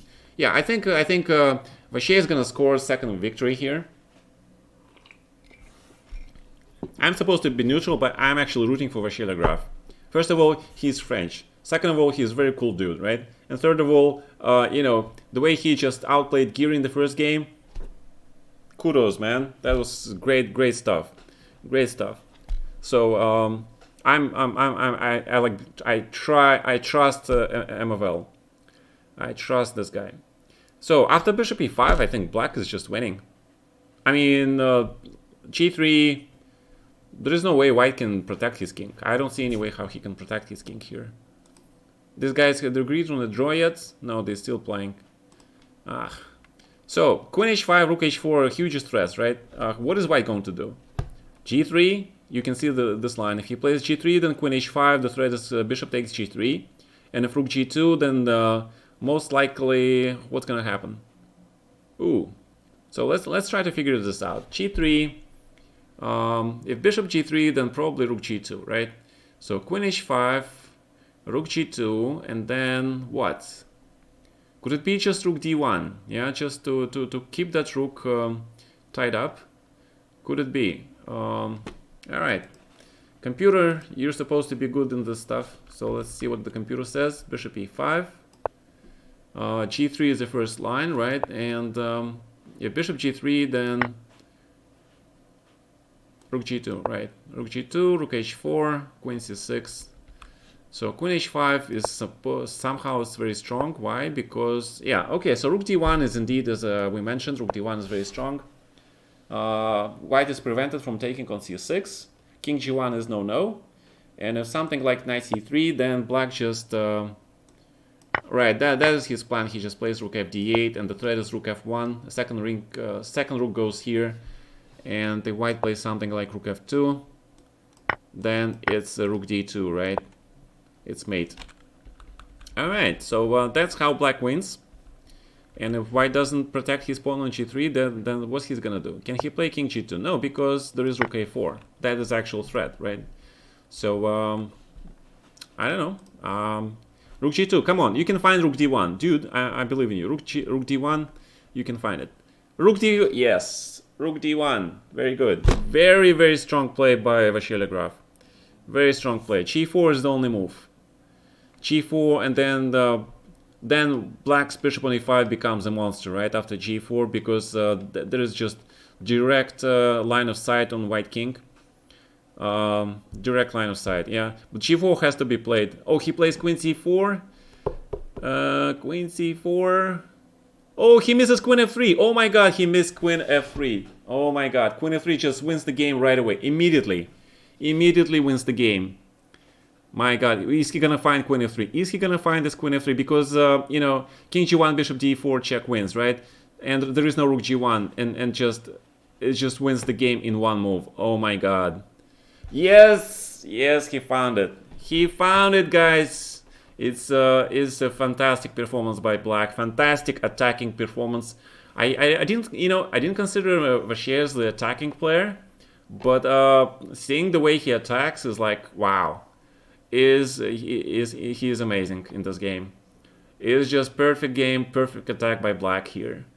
You guys, this was the perfect attack. Yeah, perfect. Queen f3, minus 18. Giri is lost with white just in 25 moves. Wow. Okay, I haven't seen many people do that to Giri. Yeah, it is like a rapid game, but this is still not a blitz, right? I mean, come on. White resigns. Wow, bravo. Bravo, bravo, bravo. And basically, Giri is almost out.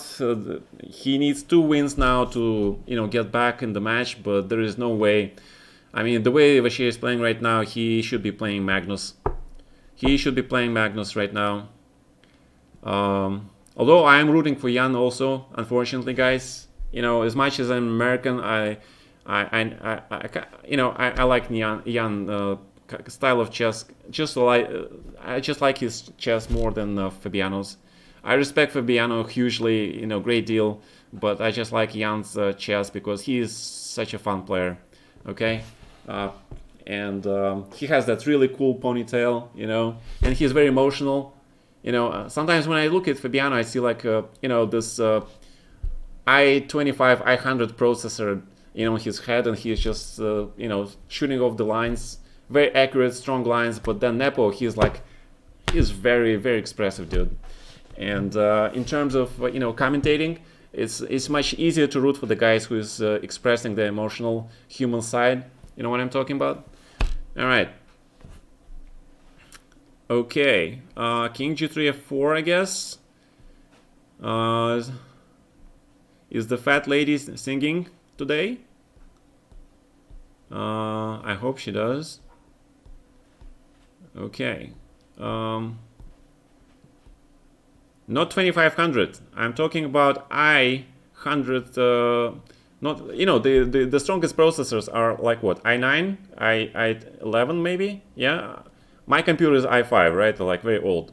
So I was talking about like i100. Can you imagine? So this like being in 2 centuries the computers would be, if they are. Okay. Yeah. Sorry, that was just a minor point. So the idea behind rook d3 is to meet king g3 with rook d4 to cut off white king march to that f pawn. Because if you play instead of rook d3 here, if you play rook a4, for example, then after king e3, take on c4, take on c4, king e4, white king sort of shoulders away black king, and he walks toward that f7 pawn. It's kind of scary a little bit. Yeah, I mean, it's probably a draw still, but why when you can play rook d3 and then just play rook d4, and now this looks like a draw, because if king e3, then f5, and then f4 check, and then rook takes c4, and it just looks like a dead draw to me. Yeah, so that's probably the most precise way for black to make a draw here. So you know, in general, I like Karan's technique a lot. Yeah, he is very precise, very great defender, one of the greatest, along with Ding, of course. I mean, the way Ding defended that game against Alireza yesterday, remember the game that he won was black? Wow, that was crazy. Okay, you gotta be a cool customer. All right, shouldn't be more playing still. He is actually playing, but he doesn't play much because there are not many tournaments in Russia, and he's not being invited to a lot of places. He plays all the World Championships. He played the recent 2 World Championships Rapids that were in Russia. Like last year it was in Moscow, and the year before it was in St. Petersburg, and I saw him there both times playing, and he kicked ass. Actually, last year, the Rapid Blitz Championships were really funny because if you guys know, Svidler and me, of course, like are pretty well-known dudes, right? But there's a guy who is also from St. Petersburg who was training with us, and he's about in the same age group. He was named Konstantin Sakaev. And when I started playing chess, first I went to that Pioneer chess school, right? This guy Sakaev was also there. And there was this rivalry between him and me. It's like my dad and his mom were like bitter enemies or something. So, then he sort of stopped playing, I think, professionally. So he was doing something else, I guess, studying university, etc. And then I meet him many years later, and now he is, he is a GM. He is a very strong GM also. He is a sort of very respected theoretician player. But it was so nice, he was playing in the last year's tournament. I had to play him, and that was a fighting game. I could really feel him trying to beat me, to prove to me that he still remembers our kiddie games. And what was even funnier, that the very next round he was playing Kramnik.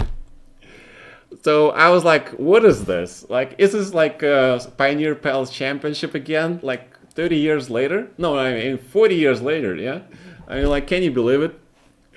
Oh my god, that was so funny. It's almost like this Fahim movie. If you guys remember, I was talking about yesterday with the Depardieu, right? And there's a scene where he is like speaking to the rival coach, and they went to the bathroom, and then the other guy said like, my kid beat your kid, is gonna beat your kid just like I kicked your ass when we were kids.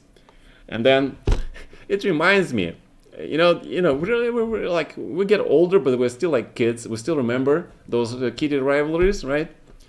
Yeah. I mean, it's so much about the human side of playing the game. And, the sport, this feeling, I need to crush this guy. No matter how many years pass, 10, 15, 20, 30, 40 years, I still gonna kick your ass, yeah? Okay. So, draw. Very, very technical game. Nepo missed his huge chance here when he played rook d6 instead of knight h4. I'm pretty sure if he thought just a little bit more before he played this move really fast, that's his his weakness is he's just playing out of moves, and he is missing points. So knight h4 would have gained him like devastating attack. I'm pretty sure if it was Legrave playing here, I'm pretty sure he would have found this knight h4 move. So right now we have what? Is there a third round? Yes, there is the third round available. Okay, let's go, guys. So we have 2 more rounds here. However, if Legrave makes at least a draw, he wins the match automatically. I'm not sure if they are required by the contract to play all games.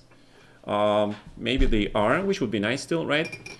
Mention 85 years passed. That's why chess is the best game.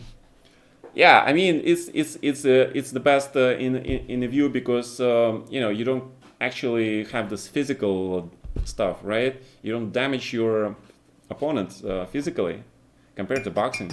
But on the other hand, you still feel that mental, trauma, right?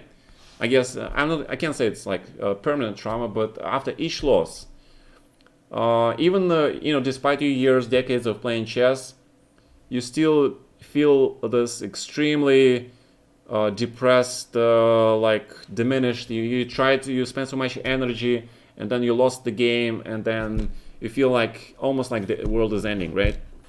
No, my dad used to box, and that's one of the reasons why he wanted me to do the non-contact sports.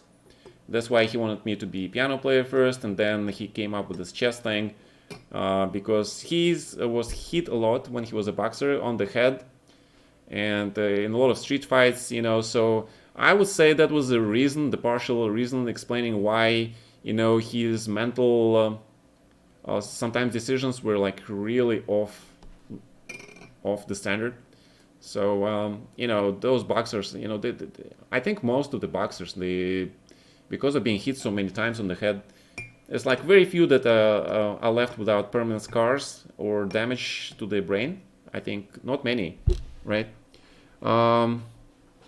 So we have third round games starting up very soon. I'm not sure if they have the break time. Let's see what is the official. Let's take a look. Have they started yet? No, they haven't started yet. Okay. So let's make a new board. Analysis boards here. Analysis board here. I'm switching back and forth between ChessBomb and LiChess because unfortunately LiChess, they don't have the coverage of this tournament, right? They have, do they? Current game streamers, I don't think they have tournaments here. I mean, if you press tournaments here, they just have this page, right? So unfortunately, they don't have it. I wish they would, broadcast the current tournaments, but unless I'm wrong, if you can predictions, gut analysis, 100 times better than. Okay, I would not comment on that because I think I respect my fellow GMs, fellow commentators. I personally think Sridhar is one of the best commentators on the planet. He actually explains a lot and he talks in depth. Also, Jan Gustafsson is the highly respected grandmaster, theoretician. So I cannot say anything about those guys. I can say only that perhaps different audience, right, types. Some guys prefer just to listen to the chess analysis, and some guys prefer to just to chill out, speak about chess, explain some games, and at the same time having fun, right? So yeah. So again, I don't know who is doing commentary in the chess.com, but I believe they do it also in the many languages. I think Chess24 is trying to catch up with those guys, so they opened recently some Spanish commentary, I think. Also, Sridhar is doing, of course, well in Russian, but he mostly doing in English. I think Grishuk is doing both Russian and English, not sure. But on chess.com, I'm not sure. Who is doing it on chess.com? Do you guys know? Magnus, yeah, of course, but yeah, Magnus is doing it on Chess24 commentary, that's true. All right. One of the best compliments for the chess commentator is if we can guess the high percentage of the moves that are being played, right? That is the highest compliment that we can get from the players themselves. If we can guess their moves, right, most of the time, good job. Also, I would highly invite you guys to do this as practice because I also did it when I was at the top of the world. What I was doing, I was following the current tournaments, the strongest GM tournaments like Vike, etc. And the best thing to train is basically look at the Grandmaster games live, put yourself in the shoes of one of the players or both of the players, and just try to guess the moves, try to calculate those lines by yourself, okay? And figure out what's going on in the position, because that is a perfect training, Kim Ho. It's like I don't know, just look at it as a training. All right, which is the reason why I still like doing commentary, because I also like to. It's like sort of training for me as well, except that I talk about it loud, right? And I have a right to make a mistake, obviously. And then, of course, I'm also cheating because I got this Stockfish 10, I think, yeah, at my fingertips, right? And of course, I would like to. Of course, basically what I like to do first before go to the engine is try to see the candidate moves, try to see the structure first, and try to talk about it. And if there are things that I'm unclear a little bit about, or I'm unclear about some tactical lines, then I go to the analysis board and I try to check with the computer. But of course, the players, even the top players, there are a lot of unobvious computer moves that we don't see, right? I mean, Nepomniachtchi missed at knight h4 is a typical computer move. It's just typical computer move. Of course, if it was classical game, he would have seen it. Probably any top 50 player in the world will have seen it, but it's not so easy, especially the time control that we have. Yeah, so yeah, but sometimes, you know, it's nice to be, you know, also approved by the engine. It's also part of the training, because in the training I did, I was guessing at the most, trying to figure out the lines, and then I go and check with the engine, right? It sort of gives you this boost of self-confidence. It gives you the trust, because the more accurate you become, the better you become, okay? And right now, engine is the god for chess. It's the golden standard, right? Even the top players, they go and analyze with the engine, and they're so happy when they play the entire game, like in the top 2 lines, right? Top 3 lines is also very good, but top two lines, if you play the game top 2 lines according to the computer engine, you're the best, okay? Have you lost video too? Have you lost video too? You guys, something wrong with the video? I don't see anything wrong with my video. I think it's working. What's going on here? Okay, not sure. So, how has chess decision making changed throughout the ages? I remember when I was a kid reading Code of Think Like a Grandmaster. That's my favorite book, actually. That is among my favorite books. Have you heard of Martin Kravtsev? Yes, I heard about that guy. I'm not sure if I played him, but he was a really good blitz specialist, I think. I might be mistaken. Engines have changed it a lot. Yes, I remember when, again, in the 94, 93, when I just started going for the candidates, and Gingy, he already was interested in engines back then. He brought a lot of engines with him. And what he would do, he would put the engines on while we were analyzing the opening. And they were very weak, of course, but it all changed when I returned to chess already at about 2007 or 8, and I played in Mainz. I was talking to this Reichlich guy. He was creator of Rybka, and he was just coming up with his Rybka.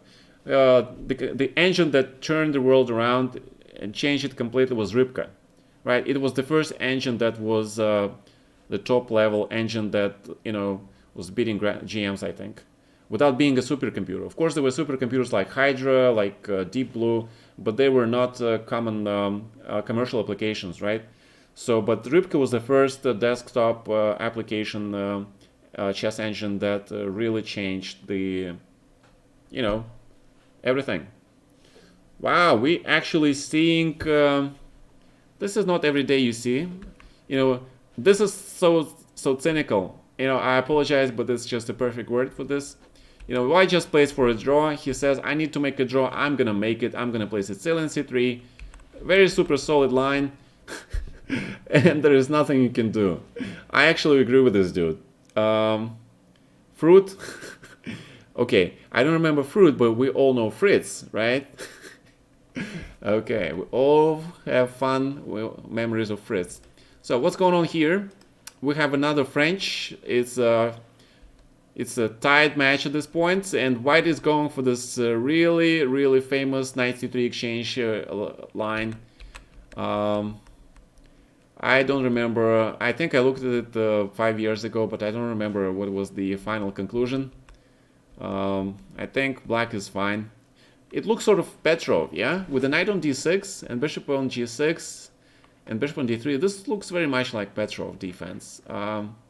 Yeah, Gingy is of course is very cool dude. So knight c6. So this looks like Petrov more and more with each move.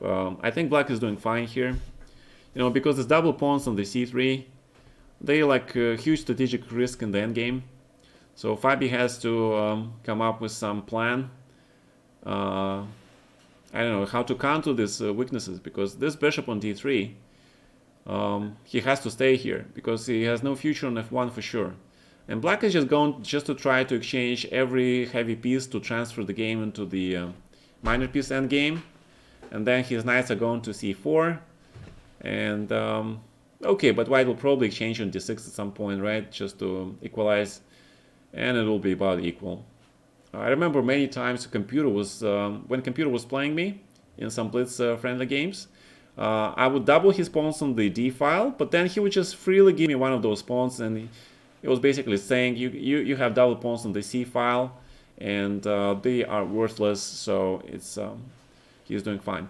So let's take a look at this game. We see this is like main line. I actually played with black. Bishop d7, knight d7. I think this is all theory. And actually, I think black, there's forced draw. I think I looked at this line and my wife played it against a strong IM, and she made a draw here. GM. Oh, she made a. Yeah, we prepared for her game with GM. We just wanted to make a draw. And we looked at this line, and at some point, white just gonna play bishop e3, d5 or something, and just make a draw, because it just massive exchanges. Otherwise, white has a risk of being stuck with the isolated pawn here. It's not exactly the same isolated pawn position which you have in the queen's gambit, because you have presence of the knights on f3, on f6, and then black usually has this bad bishop on c8, right? So white has a lot of attacking potential, dynamic play, etc., etc. But here, if black manages to castle and sort of put his knight on d5, then white will be stuck with this pawn, and he has only bishops and one knight. So there is a certain strategic risk here, I believe. I don't know. But right now, you know, black still needs to make 2 moves to castle, right? So in these 2 moves, white can probably do a lot of things. But what? So queen f3 looks very reasonable, preventing queen d4 because of bishop c6. Also preparing rook d1 maybe. And also queen is just very cool on f3. I don't know. If I was black, I would consider playing a6 here, forcing white to take on a c6, queen takes, but bishop e7 is perfectly fine. You know, just castling, he wants to castle and finish the development. And I would say that we're probably going to see the structure where white takes on c6, and we see these pawns where white has the isolated pawn on d4, and black has isolated pawn on c6. So white will be putting his rooks on the c file to compensate and counterattack, and this is going to be probably very close to a draw. So bishop e3, castles, rook c1, or maybe bishop c6. Okay, rook d1, knight d5, and then just massive exchanges going. Yeah, very, very just practical approach by white. She's just going to make a draw, win the match, clinch it, and then we are looking here at the complete heavy pieces trade, as I mentioned before, and black is trying to play knight c4, white has to take on d6. And this looks like another equal position. H6 looks good, okay, but then h5. And where is black bishop going to go? Because if he takes on d3, then white obviously takes with the pawn, right? So black plays bishop h7. Because taking, again, on d3, white takes with the c pawn. We have a fantastic position where we have 4 pawns on the d file, right? But because that c3 pawn covers the d4 pawn, white's structure is actually better now. And black has serious weakness on d6. So this is the reason why black plays bishop h7. He actually wants to play knight c4 probably next move. Because if white takes on c4, d takes on c4. And then black probably plays d5. And that bishop on h7 will be looking that pawn on c2. And since the pawn is on h5 is also light color, I would say it's about equal. So I would say that probably the best opportunity for white to do now is to take on h7, then go for that knight f5, queen f4 thing. I'm not sure how effective that will be, because that knight on c4 will be protecting pawn on d6, and that a3 pawn will be weak, right? So it's unclear. Let's see, what the first computer line here is queen f4. Okay, so in this move order, right, I agree. Queen f4 is much better because, right, this has to be played first. And if queen e6, then you have like bishop f5 or even knight f5. Or white just keeps his pieces the way they are and waits for black to play knight c4 anyway. White needs the queens on board for sure, because white's queen is definitely better than the black queen. So the only question is white going to play king f2 now? The reason you play king f2 is because you need to take control of the squares like e3, e1. What happens here we have is just as we mentioned before, we go for the structure. It sort of provides some measure of play, I guess, but white is going to play b3, rook c1, the knight is going to e4, rook going to c4. It's a very solid position for white. Even if black managed to play a4, So there'll be some trades, and potentially, even potentially, this position is so solid that even if white trades all his 3 pawns like a2, b2, d4 pawn for black's a5, c6 pawn, but he gets to trade all the minor pieces and queens, then we end up with the rook endgame where white has 3 pawns versus black's 4 pawns, and of course for the GMs it's a draw. Okay, so that's just such a huge safety level for white in this type of structure, which is why I think which is the reason why Vashi actually have chosen this line. You know, just to have that margin of safety is extremely important. So let's go back here. This is actually a critical position. If white can improve somehow his game, I suspect that he's going to try to play somewhere king f2, bring that knight to e3. So that the knight will be able to hit both c4 square and protect the c2 pawn, and also pave the way for white g2 pawn to move to g4, right? Further cementing that f5 square. So I fully expect that king f2. It's just a question whether knight f1 goes first to e3 or king f2 first. So king f2 was first.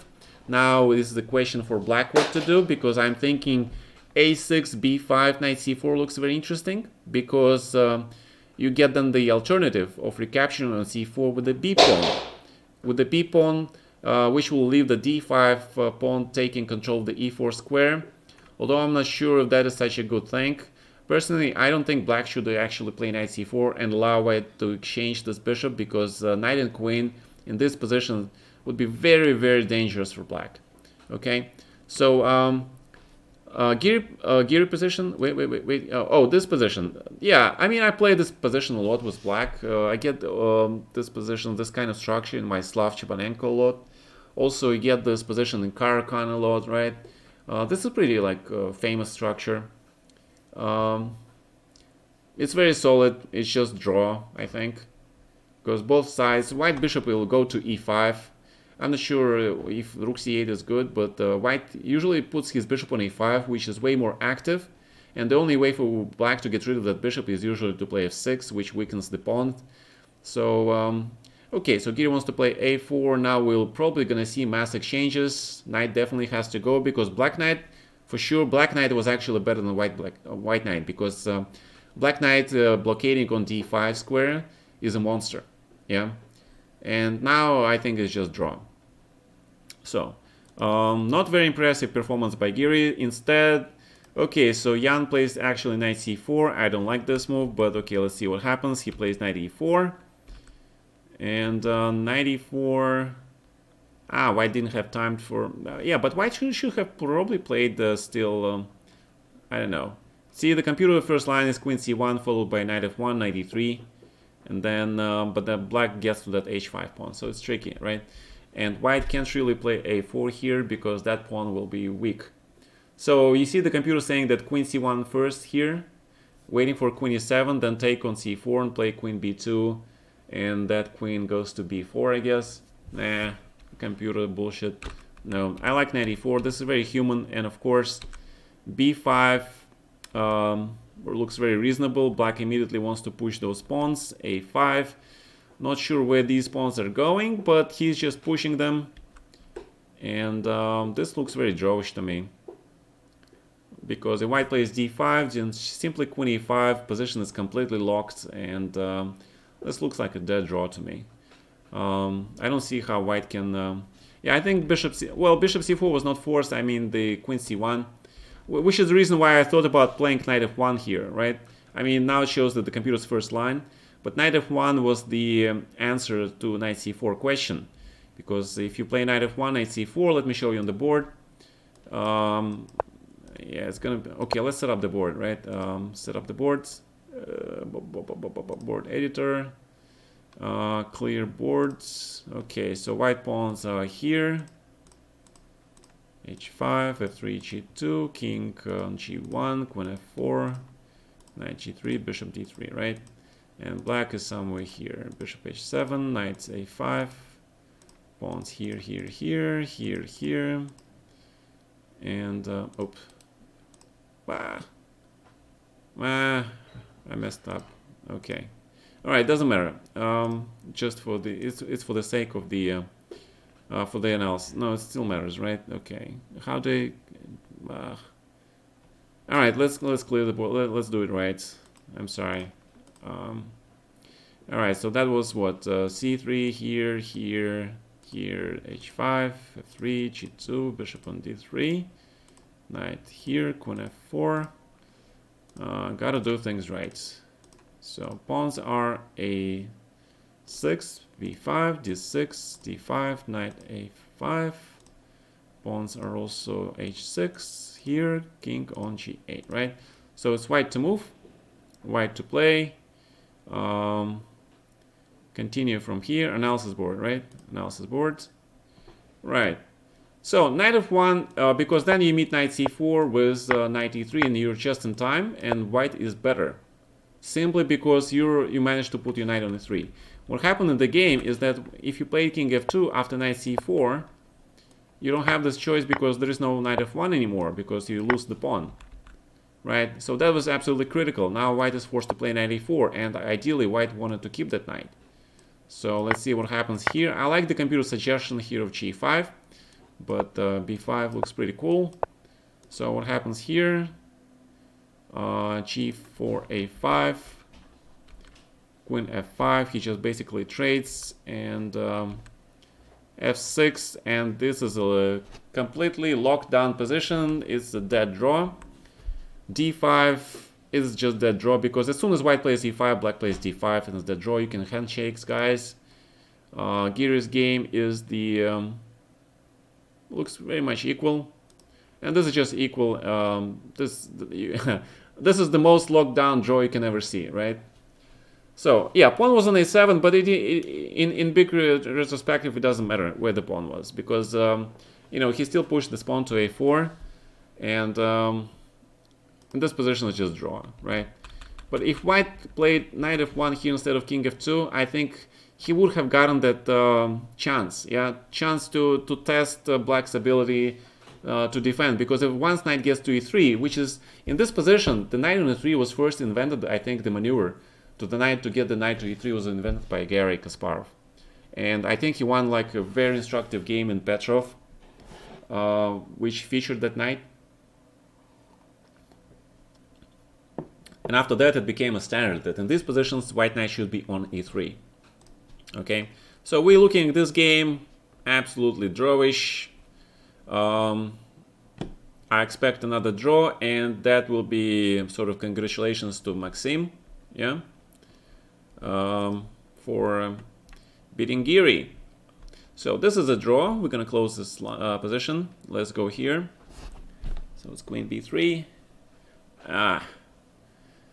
Queen b3. Meh. Don't like queen b3.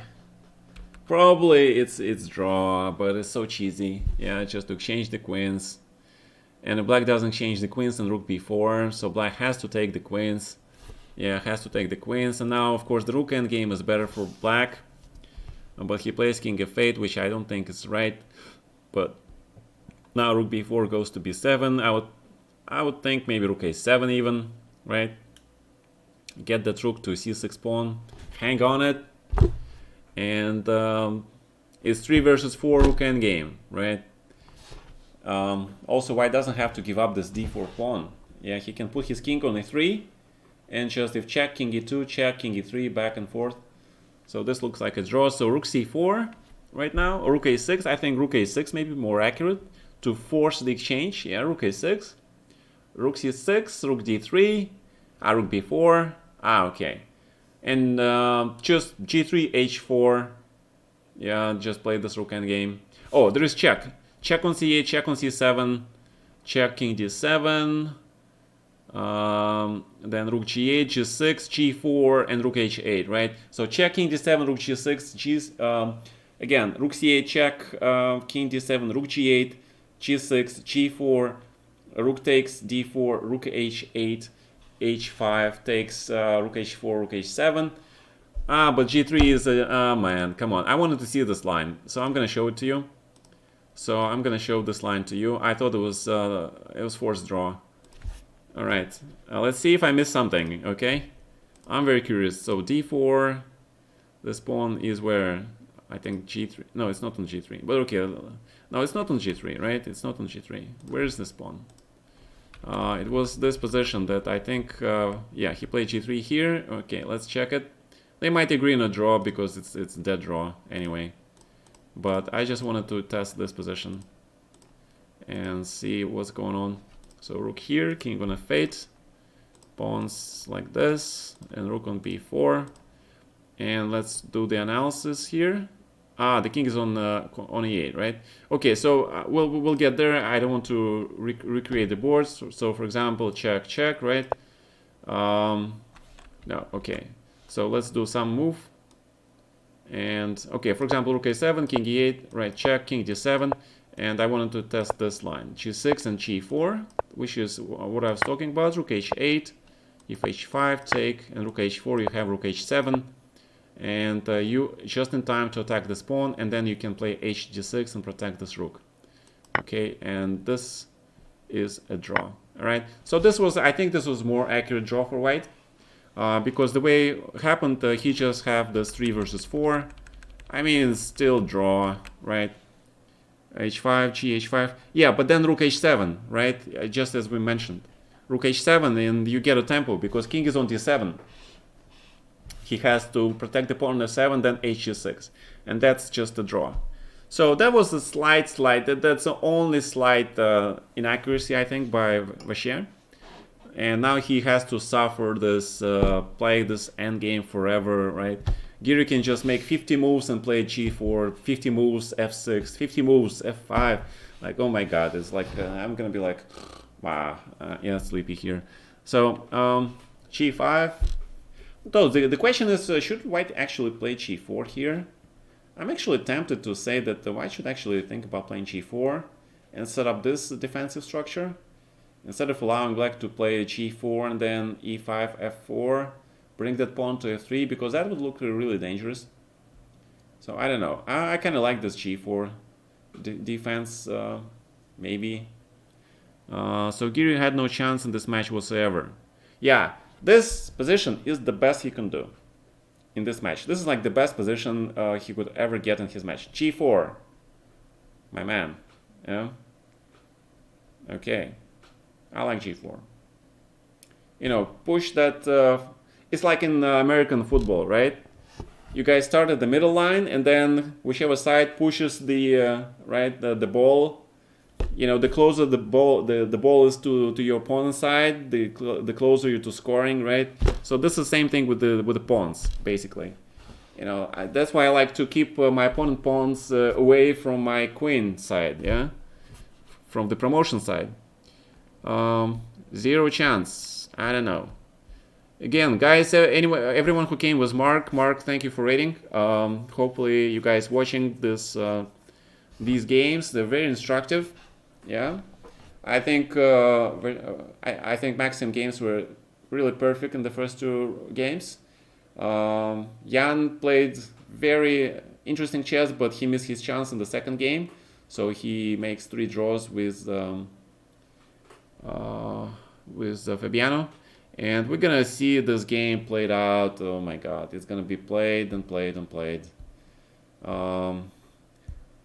Yeah, black is trying to bring his king somewhere. I don't know where he's going to bring his king before he plays f5.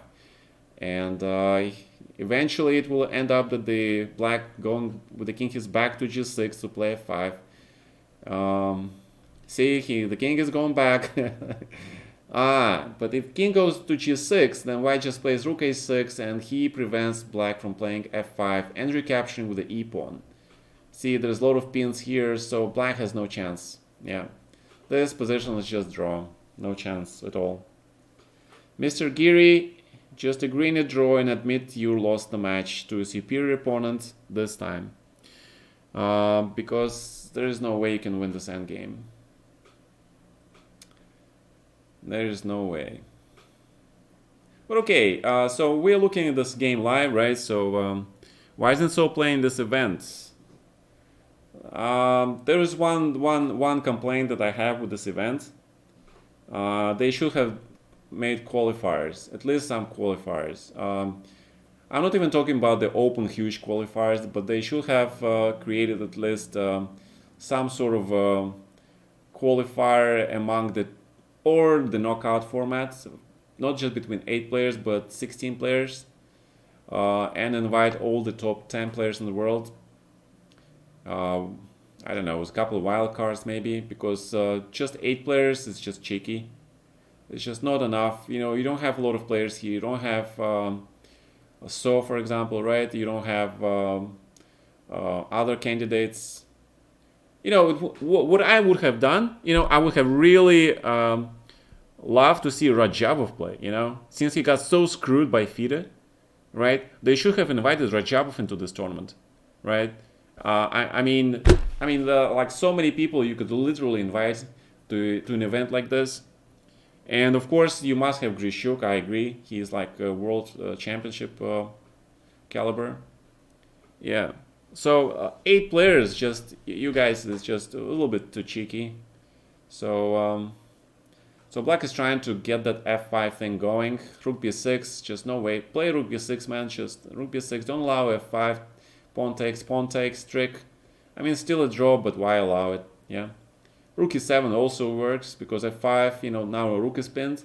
So rook e7 works as well. Okay, e5. Okay, this move is tantamount to the draw offer because now the pawns, any pawn you push is just draw. So yeah, 8 players, and that's my biggest peeve about this tournament. Obviously, it was pretty unreasonable to create huge open qualifiers with everybody playing. There's a lot of scandals these days. You have seen like news about these Kazakhstan Blitz tournaments. I'm not sure about this Azerbaijani. There was the Azerbaijani Line Championship. I think they actually did it really well. But again, in a lot of online tournaments, including Title Tuesday, like huge chance of unfair play, right? And it's really hard to prove. Really hard to prove. Like with these Filipino guys, right? Like this guy, he's just saying like, no, I didn't cheat. And maybe he didn't. Who knows? Nobody knows. I mean, they ban him, but he denies it. How are you going to prove? No way. I mean, no way, Jose, right? Thanks for the analysis. Kramnik could come back from online. Yeah, Kramnik could have been invited. He would definitely play in some online tournament. It's not like he has to go travel physically, right? I'm pretty sure he would actually play, agree to play. Unless he has some projects. I remember the interview with him. He was saying he had some huge projects he was considering taking part of. And it's been already, 2 or 3 years since he retired. And I haven't seen anything chess related yet. Well, actually, seen that he was actually coaching, he was participating in that Vladimir Putin's chess school in Sochi, right? That's called Sirius. Yeah, this like famous center for talented youth, not only in chess but like in a lot of disciplines. And I heard that Kramnik is actually there because he is from that area, Krasnodarsk, I think Oblast, and his brother is also like holds some status position in the government. Right. When are you gonna come back? Dude, are you serious? I'm not coming back. I don't want to go back there. Do you know how cutthroat this competition is, really? How much work you have to do, how much analysis you have to do each day, non-stop, just to keep your level. The competition is huge. You have to work. I hate working on the chess theory. I always did. I felt that the golden age for chess was in the 20th century, 19th century, when people were just enjoying playing chess. And if you guys, I'm gonna do shameless ad here. I just added my latest video to the YouTube channel, where I cover game 14 of the Steinitz versus Zukertort match. I mean, it's the first time in my life that I started actually going over those old World Championship matches and the way they play chess in those days, right, which is 150 years ago, without theory. Those guys were like not worse than any of the 2,700 people grandmasters that play today. Not worse. Even the challengers, even the people who didn't become the champions, but those they challenged them. I mean, Zukertort, he was a fantastic endgame player. I didn't know that before I looked at the games. Steinitz was not even close in terms of endgame play. I mean, Zukertort was just outplaying him. I mean, a couple of games, yeah, he didn't play well, but overall his endgame status, the way he played them, he was just so way ahead of his time, way ahead of Capablanca, way ahead of others. So again, I put that video. I did it a couple of days ago, but I couldn't upload it because this bloody YouTube uploader it just sucks, or I'm just really bad with it. So I had to try different formats, different sizes, different whatever they were trying to do, and it was just bad. It didn't want to upload it. Oh, it started? Really? Okay, so this is a draw. I'm gonna, okay, let's, oh yeah, they started. Ah, those guys are still playing the third game, right? Okay. All right, so we're looking 3 draws so far. We're looking at the Spanish, and this is a good old Spanish with d3. d3 system, delayed d4, and b3. This looks like a little bit like Breyer, yeah, except kind of white lost the tempo, which is a huge thing. And also white knight is on d2, yeah, not g3, which is also different. In Spanish, there are like so different plans. Sometimes white puts knight on g3 first before he starts expanding on the queen side in the center. But sometimes white keeps the knight on d2, and basically he's saying this knight on d2 is going to be useful in doing stuff on the queen side and in the center. So this is the reason why white plays b3. The other reason behind b3 is that white wants to play d5 and c4, connect those pawns, and basically lock out that bishop on b7. So let's see what black does. He plays b4, and there's a tactical justification for that, because if d5 then takes on c3, and if white takes on b4, then just taking on d4, I guess. So black manages to sort of put his pawn on b4. Okay, so a5 makes more sense. You don't want to take on c3, because that really screws up black structure, and that c7 pawn becomes weak. Yeah. Start kicking Eriksen's, you'll be good to go. Giri finished. And it's a draw. Giri is out. Giri is out unless he's going to play game number 4 anyway. Let's see. Are they going to play game 4? I'm not sure. Zaitsev variation. Yeah, I had prepared the Zaitsev variation for that unfortunate match against Anand. I even invited one of the greatest specialists in the Zaitsev variation, which was Alexander Ivanov, GM from the USA. Very cool dude. Very cool dude. I'm not sure if he still plays tournament chess anymore, but the guy is incredible. You guys had to see him to appreciate how unique this guy was. I mean, Ivanovs, there's something about Ivanovs. There was this another GM, Canadian, but also Russian, born, Igor Ivanov. I think that guy is simply legendary in the Canadian circles. Igor Ivanov, he passed many years ago, but Igor Ivanov, okay, I think I said this name already. Okay, do your research. I can't tell you. Ask some Canadians about this guy. He is like a legend, legendary drinker. Yeah, a true Russian. He gives a meaning to vodka, a completely different, a new meaning. Yeah. Okay. You played him? Yeah. Oh, I don't know about Bulgarian Ivanovs. I'm sorry, I have no idea. Okay, so this game probably not gonna start, yeah? So we're looking right now, this is very standard Spanish stuff. I am not sure about this a3. I'm not buying it. I think it's kind of slow. I like this rook c1 computer suggestion because you are supposed to put your rooks on the open files, semi-open files at least. I would have loved to see this rook on d1, so I like this computer second line, queen d2, right, and then followed by rook a d1.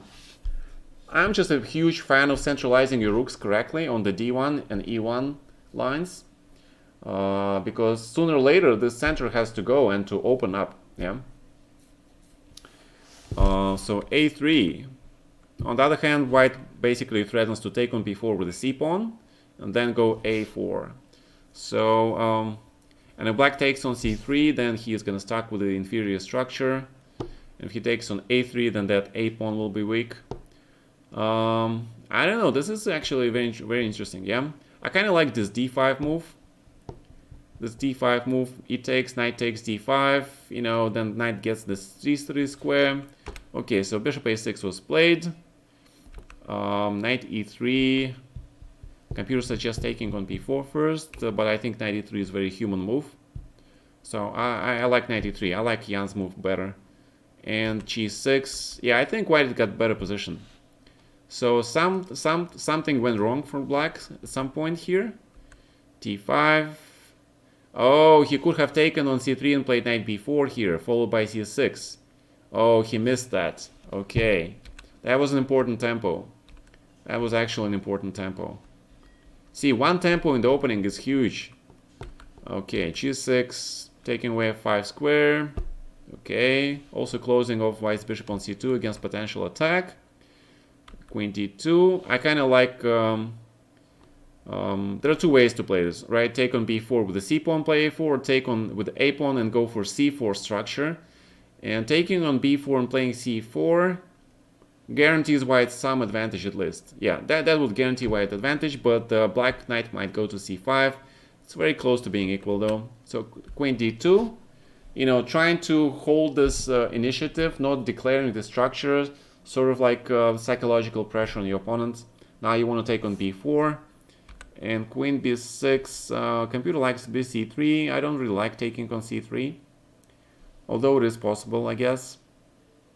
Because white will be forced to play b4 sooner or later. AB, bishop b5. Black gets blockading square on b5.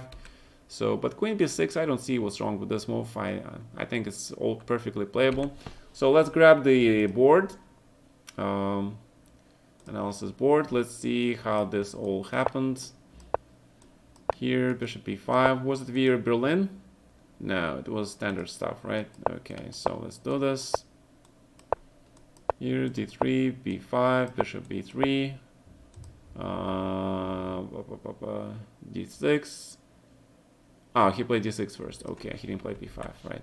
So he plays d6, and then c3. Okay, c3. Castles here, there. Bishop f8. He plays b5 now. Okay. And bishop c2, I guess. Alright, bishop c2. So that's how we arrived to this position. Okay, 5, d5, knight b8, knight c4, c6. So the threat is here. Knight takes, a3, bishop a6. So d5 was interesting. Okay, bishop here, knight e3, g6, queen d2, ab and bc4. I probably would have played it, but okay. Maybe push a and b pawns as black, if I remember correctly. So that you love this line. Wow. Such a compliment from Peter. Well, I came up with this b4 at the time it was novelty. I used it in my World Cup match against Shirov in Khanty-Mansiysk. That's the one World Cup that I won. I played it twice, I think. No, I played once in the first game. Surprised him, I made a draw. And that was the first time black actually started considering playing b4, because before that time, before this whole push was black was considered to be very anti-positional. But you know, me and Emil Sutovsky were looking at this line and we're not convinced. So if you want to check this out and go back all the way to 2007, my match first game against Shirov, you can do that. Hairstyle, his biggest weakness, I don't know. I cannot comment on that. I'm a chess commentator, not the... What is wrong with rook a8? Why is such a red move? Why is it such a red move? Oh, he won't take on c3? I don't know. Alright, so let's see. What is this structure, right? h3, second line. I actually like this line with c4 because black bishop on a6 is kind of dumb. And now the queen on b6 also looks to be... it doesn't really work because... Okay, knight d5, I buy it, take. I really want to take with the e pawn though, right? The computers, yeah, the E pawn makes a lot more sense than the C pawn because C pawn is okay, bishop goes to C4, but I like E pawn because that sort of opens those bishops, right? Those deadly bishops. And I'm not sure how black can play here. Maybe knight B8 going to D7. And then it loses to bishop D4. No, knight D4, yeah, knight D4. Knight A6. And then knight b5, preventing knight c5, bishop b5, and then h4. What is this? Computer, what are you doing? You're giving me all these lines, they're not impressive. I'll be more impressed if white plays here something for the attack directly. h4, h5 here would be more impressive to me. For example, if knight c5, then queen g5, yeah, going for this attack, and then queen g3, bishop c1, knight h4, maybe. So that would be interesting, okay? So what happens here, he plays rook a d1. He's actually doing what I guys said earlier, right? Putting his rooks in the open central files. I mean, you can't go really wrong there, right? So, okay, so let's go and check this out. He plays h3, and the computer really suggests taking here, because basically he says that white has to play b4. So rook ec8 makes actually perfect sense. Rook on e8 does absolutely nothing, and one of the things I always mention in my lectures is that you should improve the piece that doesn't play well. Maybe he was afraid of bishop d3, but then bishop h6, and what is this position? Take, and black is suddenly better, yeah? So, yeah, so this is a tricky position. b4, take, and then white probably has to take with the bishop, but that means black has completely comfortable game. Yeah, so I like bc3, right? bc3, but it's just a little bit counterintuitive, but I like this move. Because if knight d5, then there's tactical trick here. This knight d4, extremely important. Knight d4, take. Bishop cannot take because of rook c2, right? That is important, actually. All right, so let's... what happened to my... Oh, okay. My God, oh my God, I killed it. I have to do it again. Oh, wait. I can just click it, right? Queen b6. And then there was h3 here. And so black plays... What did he do? Rook ac8. Rook a d1 here. And white can still take with the a pawn and play c4. He plays c4 immediately, and knight b4. Black looks very good now. Nepo and Spanish game was always something. I had some games against Jan when I was playing black, and I tell you, those were some interesting games. I actually managed to beat him on one of those. Okay, so it's rook ac8, rook a d1. Rook ed8, and of course white had to take on b4 and play c4 at some point. The computer says knight d5, right? But this position already very good for black, because black knights just got perfect squares. The bishop goes to b7, knight goes to c5, and then this e4 pawn is going to require some attention. Players that were drunk. No comment. Bishop e1 correct, bishop h6. Bishop h6, improving the bishop, except that maybe right now was not the best moment actually, because white will play knight d5 maybe. So as I said earlier, bishop on b7, attacking this pawn. Maybe he was afraid of knight g4, but now this pawn on b3 is actually weak. And if black transfers the knight to c5, bishop on c6, rook on b8, white has huge potential to get worse. Okay, rook b8 first, right? Okay, so this is very, Spanish game is where you actually train your positional structural sense, which is why it is considered to be a good idea to actually first learn how to play Spanish game when you're a beginner player. Okay, because those are incredibly difficult positions to learn how to play really well. It's also the reason why Karpov employed Spanish against Garry Kasparov all the time. Before Garry found that killer line in the Zaitsev, right, where he just found his perfect line for his style, where he went for the Karpov's king, and there were some incredible games. I would really recommend you guys go all the way back to the match if you want to learn how to play structure, how to understand structure, and mix it up with dynamic play and attack, defense, balance, right? Go back to those games by Gary versus Karpov. Those were huge. Oh, so these guys are actually playing game number 4. Yeah, I missed that. So it's Catalan, they have nothing to play for, so it's going to be another draw. This is a very drawish position. Okay, so let's go back to our guys, our fighters, because they have everything to play for. And as I mentioned, knight goes to a6, and Fabiano is extremely good in these close positions. I haven't seen a player who could outplay me in these positions, but he was the only one who could actually outplay me. I played some Spanish games against Fabiano, and he outplayed me. I was like, wow. And I lost some memorable games to him, and he is extremely strong in these close positions. So black is already has superior pawn structure. He has pair of bishops. That pawn on g4 is actually weak now. Black is going to try to play probably a4 at some point when he's ready. Keep that c4 pawn weak. So I expect bishop c6, a4, bishop takes a4. And if black can actually, it's like Sveshnikov structure, right? If black can actually later get his bishop to c5, right? Just like in Sveshnikov, if he can get the bishop to c5, it's just huge potential for an upset. Yeah. Okay, should we play Spanish with white or black? Doesn't matter. Try it with both. Because Spanish is like one of those openings where you can have any type of position. If you like open games, go for the open Spanish, right? If you like these closed games, you go for the Chigorin, you go for the Zaitsev, you go for Breyer. If you like end games, you go for Berlin. Like all sorts of different positions. I mean, this is the reason why white actually started to play Italian, because you know, Spanish is just nothing for white.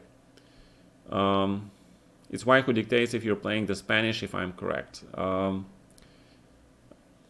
Yeah, I think if black plays e5, knight c6, then Spanish, white not really dictates, because remember we saw Archangel by black, by Magnus, right? He lost the game.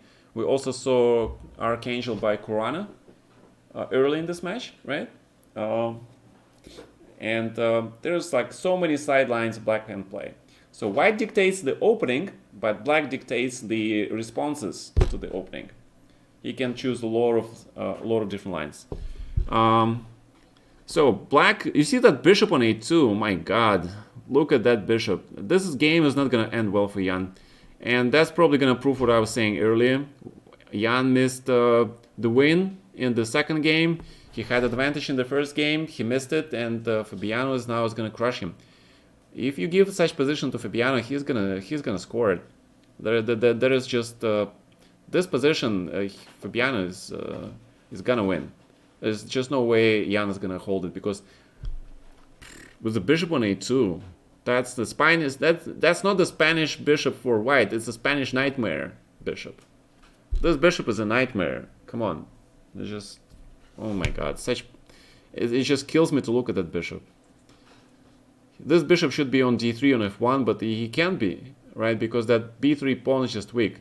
At least he should have put that bishop on c2. You see, the guys, the computer says the bishop should be on c2. It should be on c2. I don't know what he's doing on a2. Let's take a look at the faces. Let's close this position. See Jan, he looks extremely unhappy. Fabiano looks pretty chill. Giri is pretty tired. Maxim, what's going on in the Maxim games? Am I missing something? Oh, he's trying. Oh, he fell for that trick. Oh, knight c4. See, automatic knight d7 move. Automatic moves are bad. Actually, that's a very interesting idea by Giri here. Yeah, he plays knight d2, not knight c3. Knight c3 was automatic. And Legrave plays bishop c6. Pretty normal, I would say. a5, also normal. And usually the knight goes to d7, and then... but black can just take on f3 and play c6, right? So what's going on? What is going on? Why that look? Yeah, I don't know. I don't think there is much to analyze in this position because it's very positional. It's not tactical. You see all the black holes in the white position. You look at absolutely hopeless bishop on a2.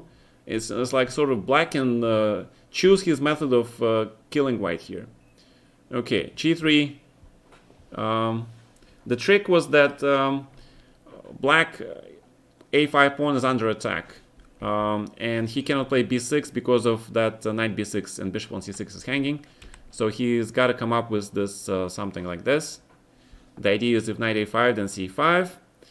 And but the bishop on d5 is kind of shaky here. So white got some advantage in this game. It's probably not enough. It's going to be still a draw, I think. But at least, you know, Giri will have some show of self-respect after this game, I guess. I mean, I'm not saying he played badly in this match, but, you know, here he is pressing. For the first time in the match, he is pressing for an advantage. That's good. So Jan is trying to play this g3, king g2, and try to sort of create this stuff along the h file. It's just not going to work. Ooh, that pawn on a3. That pawn on a3 looks mighty good. Although probably, yeah, the best way to do is probably take on b3. And just because this second rank, yeah, that potential for the black rooks to infiltrate on the second rank is just huge. a3, yeah, probably not that great because then you will not get to this bishop on a2 for sure. Yeah, and white will just play knight b1, queen e1, so a b3 is good. White is now stuck with a weak pawn on c4. What's the Giri score? He already lost the match, but they're just playing this game 4, just, you know, to complete the game 4 series, and it looks like it's draw. I don't see how it is exactly a draw. Actually, black is worse according to the computer, and I actually have to agree. Bishop f6, knight e1, take, rook takes a4, rook b7, rook c4 behind, rook c7, white has a pawn. Alright, white has a pawn, Giri's got a pawn. Well, before the last round, it was 2.5 for Maxim and half point for Giri. And in this match, we have 3 draws. This is the critical 4th game of the match. And Jan is not looking very happy, I think. Let's take a look. Yeah, he is trying to defend. He is not looking really happy. The time is, Fabiano is also up on time. Ooh, knight b1. Trying to hold on. Knight, I guess, goes to c3 to d5. If he can put that knight on d5, but then rook a1 just... Yeah, what is this knight b1, dude? My god. Queen c2. Is that the plan? Queen c2, but then after queen c2, I guess just bishop c4, yeah, bishop c4. So the computer suggests queen e1 followed by queen d1 back. Rook b2. I think just Jan resigns here. This is literally... I think this probably black just... You see -3, right? Hey guys, welcome to the channel. Yeah, Jan played really well this match, missed his chance, now he is getting killed. Good job by Fabiano playing this game. You know, see, he is not making automatic moves when he is better. He is afraid to spoil it, so he is playing, you know, very attentively, not fast. That's how you should play these positions. Try to, you know, capitalize on your advantage. Really? Did he say that? That would actually surprise me. That would actually surprise me. But not by that much. Okay. I mean, he is. Yeah, he loves Dota, I guess. Yeah, I was really into that game as well at some point. I actually spoke to Jan about it. I was asking his advice about some heroes and stuff in Dota, and he was like really surprised when he heard that I was like playing this game a little bit. Yeah, but then it's just so cheesy. I stopped playing it. So I went to the League of Legends, And of course, there's this like like famous thing between Dota players and League of Legends players. They're like such disrespect for each other. They're like saying, "Oh, your game sucks. You know, my game is so much better." Okay. No, I never played WoW. Do you know why? Because I played EverQuest. And if you play EverQuest, then it was like, wow. Yeah, you know, I don't play WoW. It's like, again, it's the same thing like between Dota and League of Legends. So still like that kind of thing. Sasha just totally burned Jan. Whenever he doesn't do well, he starts playing complete shit openings. I would say again, in this position, he was playing really well, but then he played this absolutely lousy move. I'm pretty sure he wanted to take on b4 and play c4, but he played this move and he allowed black all this stuff, and then his game really quickly went downhill from there. And we see this position, and black plays king h7 just to be very safe, and for some reason black really misses rook b6. I don't understand why he didn't play rook b6. Why didn't you play rook b6, man? You just sort of completely pinned down white's rook on b2, and it's just dead lost, yeah? Okay, he didn't see rook b7, I guess, that he could just keep the pin on. It's very computer stuff here. And right now, white can... You know, white is just made a huge advance. He just got rid of his absolutely terrible bishop. And but the only thing is black has a pawn up, and knight on b1 sucks. But rook c3 looks good. Yeah, rook c3, oh my god, rook c3, knight c3, and that knight can potentially go to d5. If the knight gets to d5, white will really get some drawing chances. Queen f2. Queen f2. Okay, I guess. King g7 is not a bad move. It's like, you know, getting that king away from all those potential checks, discovered checks on f7. Especially when you're playing rapid blitz game, when you can't calculate those computer lines. I mean, even the top players will have difficulty calculating those lines, right? Then you play this general purpose move like king g7, get your king away from the 8, get away your king from the bishop checks, right? Yeah, black is totally winning. There is no such thing as totally winning until you really made your opponent or you up a piece, right? So in a situation like this where you see some lines, but you cannot see all those computer geometry, so you're gonna miss some moves. It's very hard even for a super GM. But here, he is completely winning, because knight on b1 sucks, right? The first rank, white's first rank sucks. His king on g2 just sucks, you know? Everything sucks. And if black can just put that bishop on the e3, c5, he's just gonna win. Or he can put the rooks on the first line. It's just mate, yeah? It's just mate. There is nothing white can do. So that's what black is trying to do now. He's trying to make sure that knight on b1 doesn't get anywhere near that d5 square. And even if he gets there, then rook c1 doubles rook, and then there's just a... Yeah. So in this position, black is just winning. It's just a matter of squeezing and winning on time. And Fabiano is extremely good in this position. So the threat is bishop c1. Force the rook from the b2 square, because right now it's perfectly placed. It protects the second rank, and it also protects the knight. But after bishop c1, this rook will be forced to choose. So knight d2, and all right. What are we gonna do here? Knight d2. Rook cc1 looks pretty easy, right? Because knight b3, rook g1, force the trade, king takes g1, and then queen. Where? Where will that queen go? Definitely not to e1. Definitely not to e1. Maybe b5 makes more sense. I don't know. But rook cc1, knight b3, that looks kind of f4 for white strategically. You don't have time for that. Because if you play f4, the opponent e4 is unprotected, right? So e takes, rook takes e4, then rook takes g4 check. So has to play this move. Oh yeah, we have the bishop, right? We have that bishop. So queen e1, bishop e3, right? It does look kind of winning, yeah? So queen e1, bishop e3. All right, so let's quickly grab this. This board. What happened here? We're way back, right? So queen e2, bishop e7. This, knight a6, I think. H4, knight a6, rook d3, knight c5.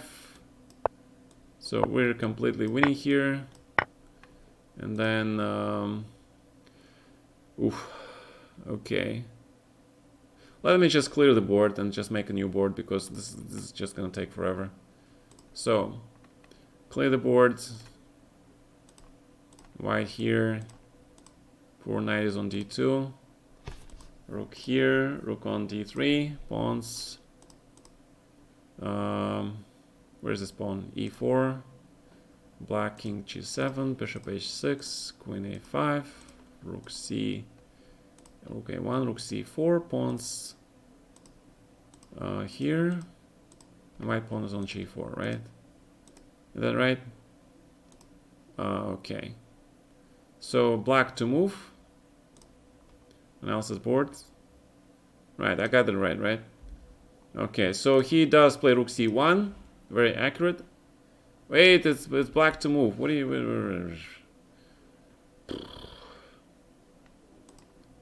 It's black to move. My god. I thought I clicked on black to move. What's going on? The computer doesn't like me. The computer doesn't like me. Rook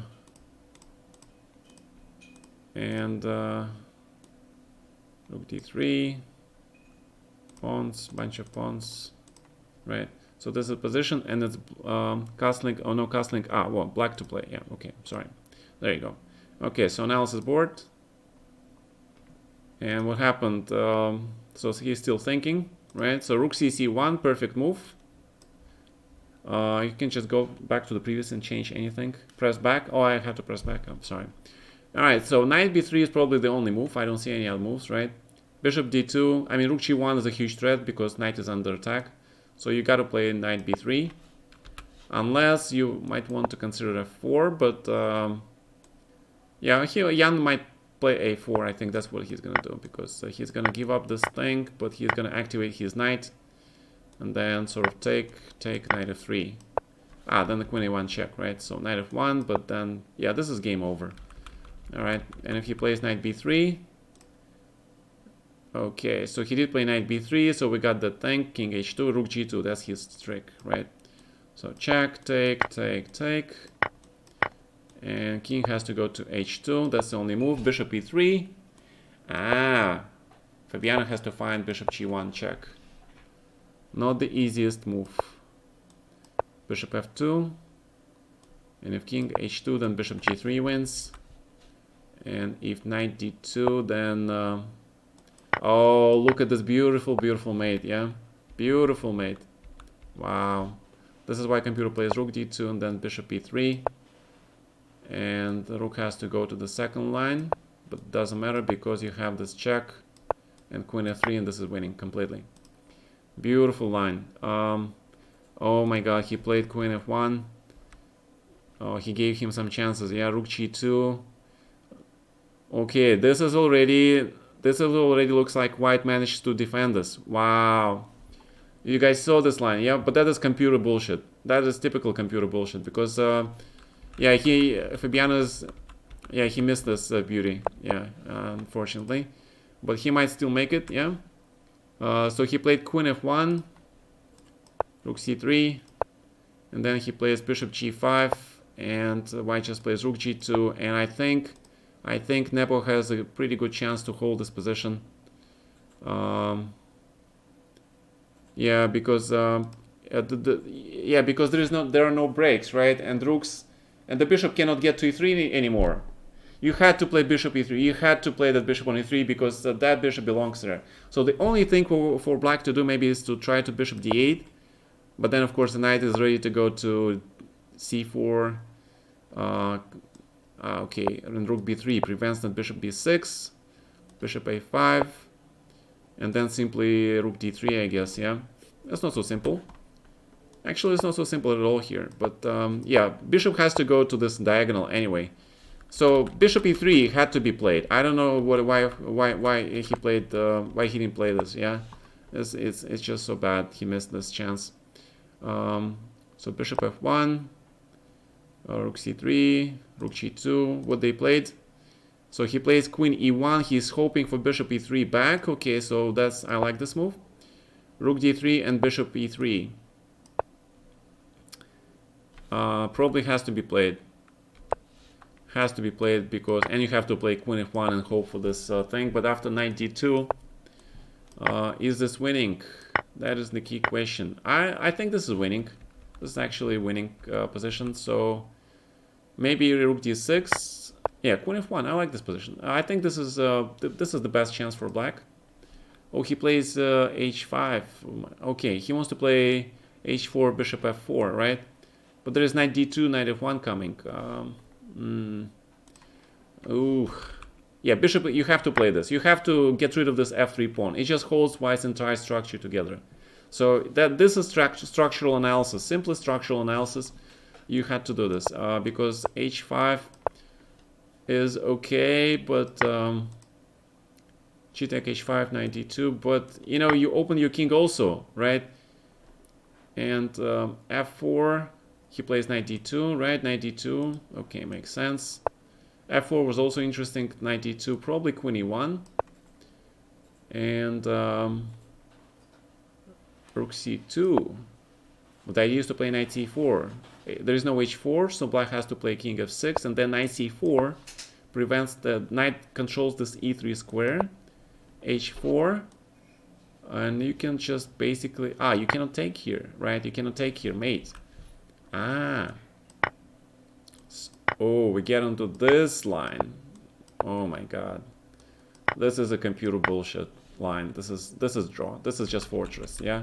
But there is no way they can see this. Knight d2, queen d1.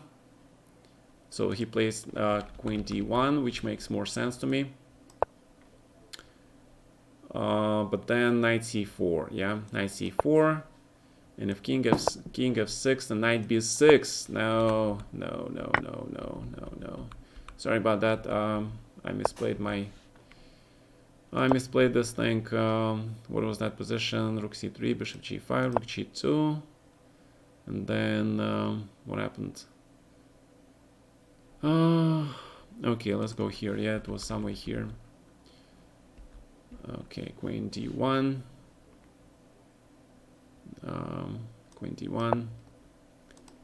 And wait, queen d1, rook d3. Ooh, really bad move. Knight c4 had to be played. Come on. This is such a bad move. Rook d3.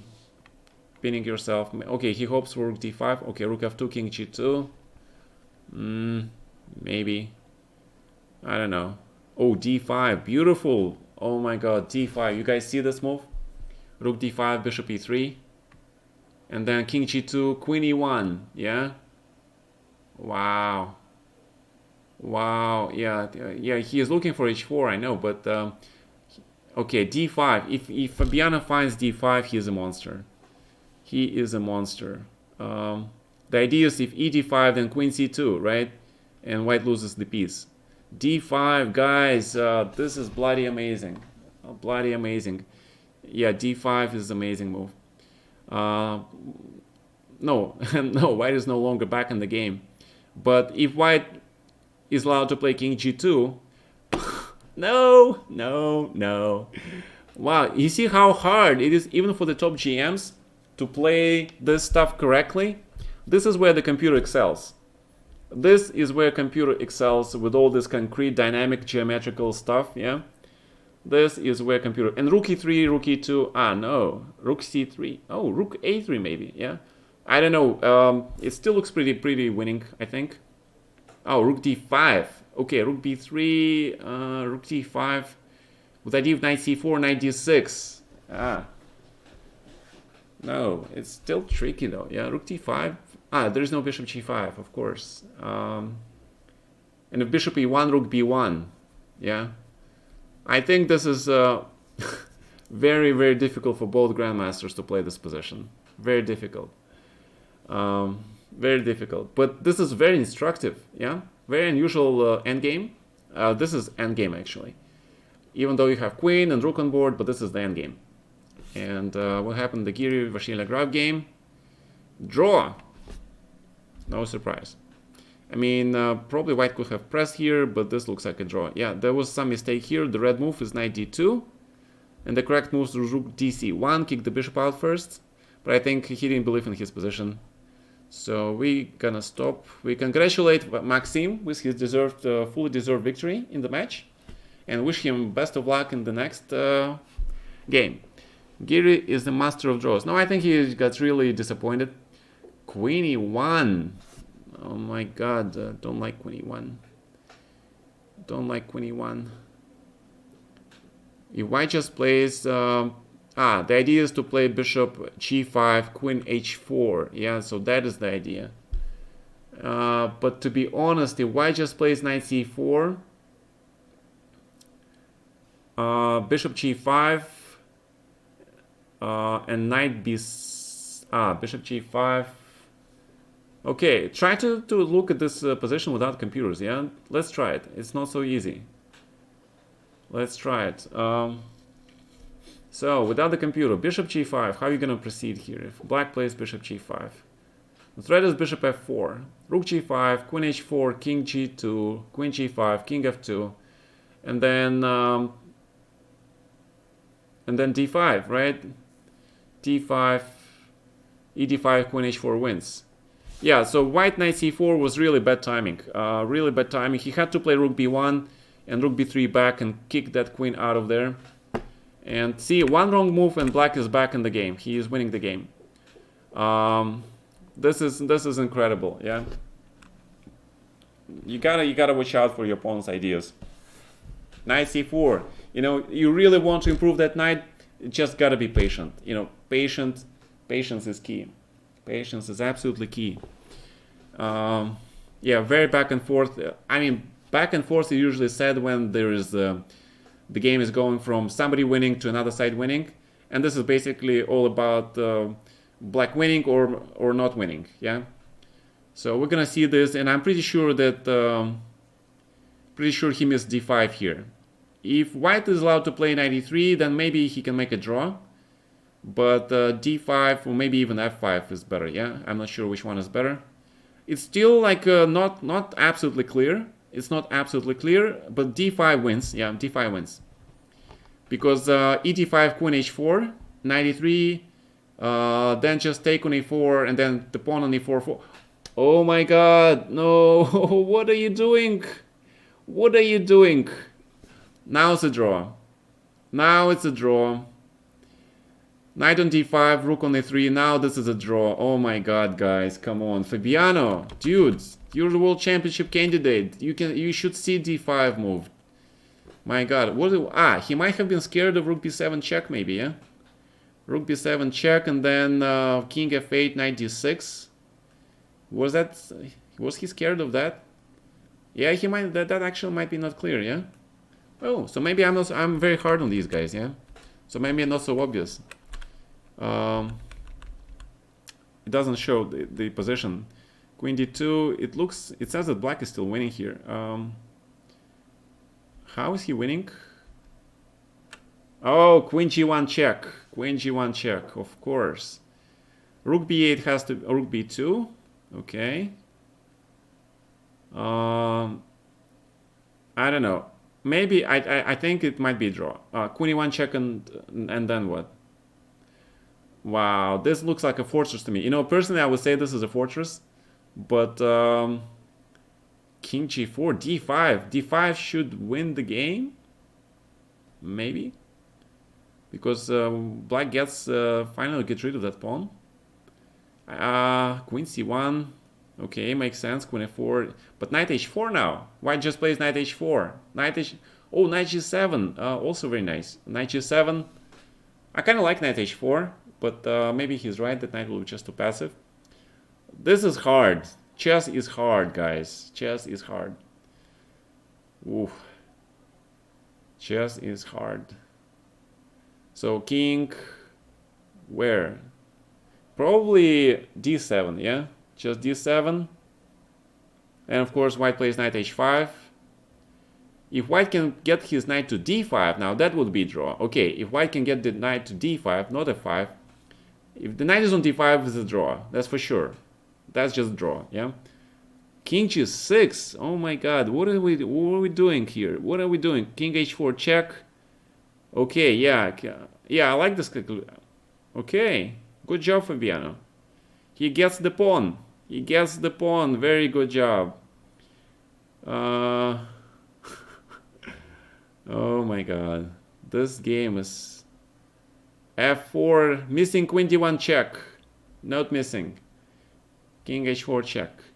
Oh, queen h1. Queen h1 wins immediately.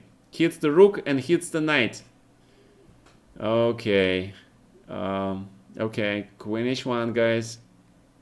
Queen h1. You can find this move, Fabiano. You can find it. Yeah, natural human. King h6. Okay. Okay, king h6. Still winning. It's still winning. It's still winning, right? Still winning. He didn't lose the win. White has to find rook e2. That is the only move that he can possibly play in this position. Rook e2. And hoping, praying for black to move his queen so he can play knight g3, right? Oh my god. 2 minutes versus 3 minutes on the clock. Very difficult endgame. Extremely difficult. Don't try this at home, please.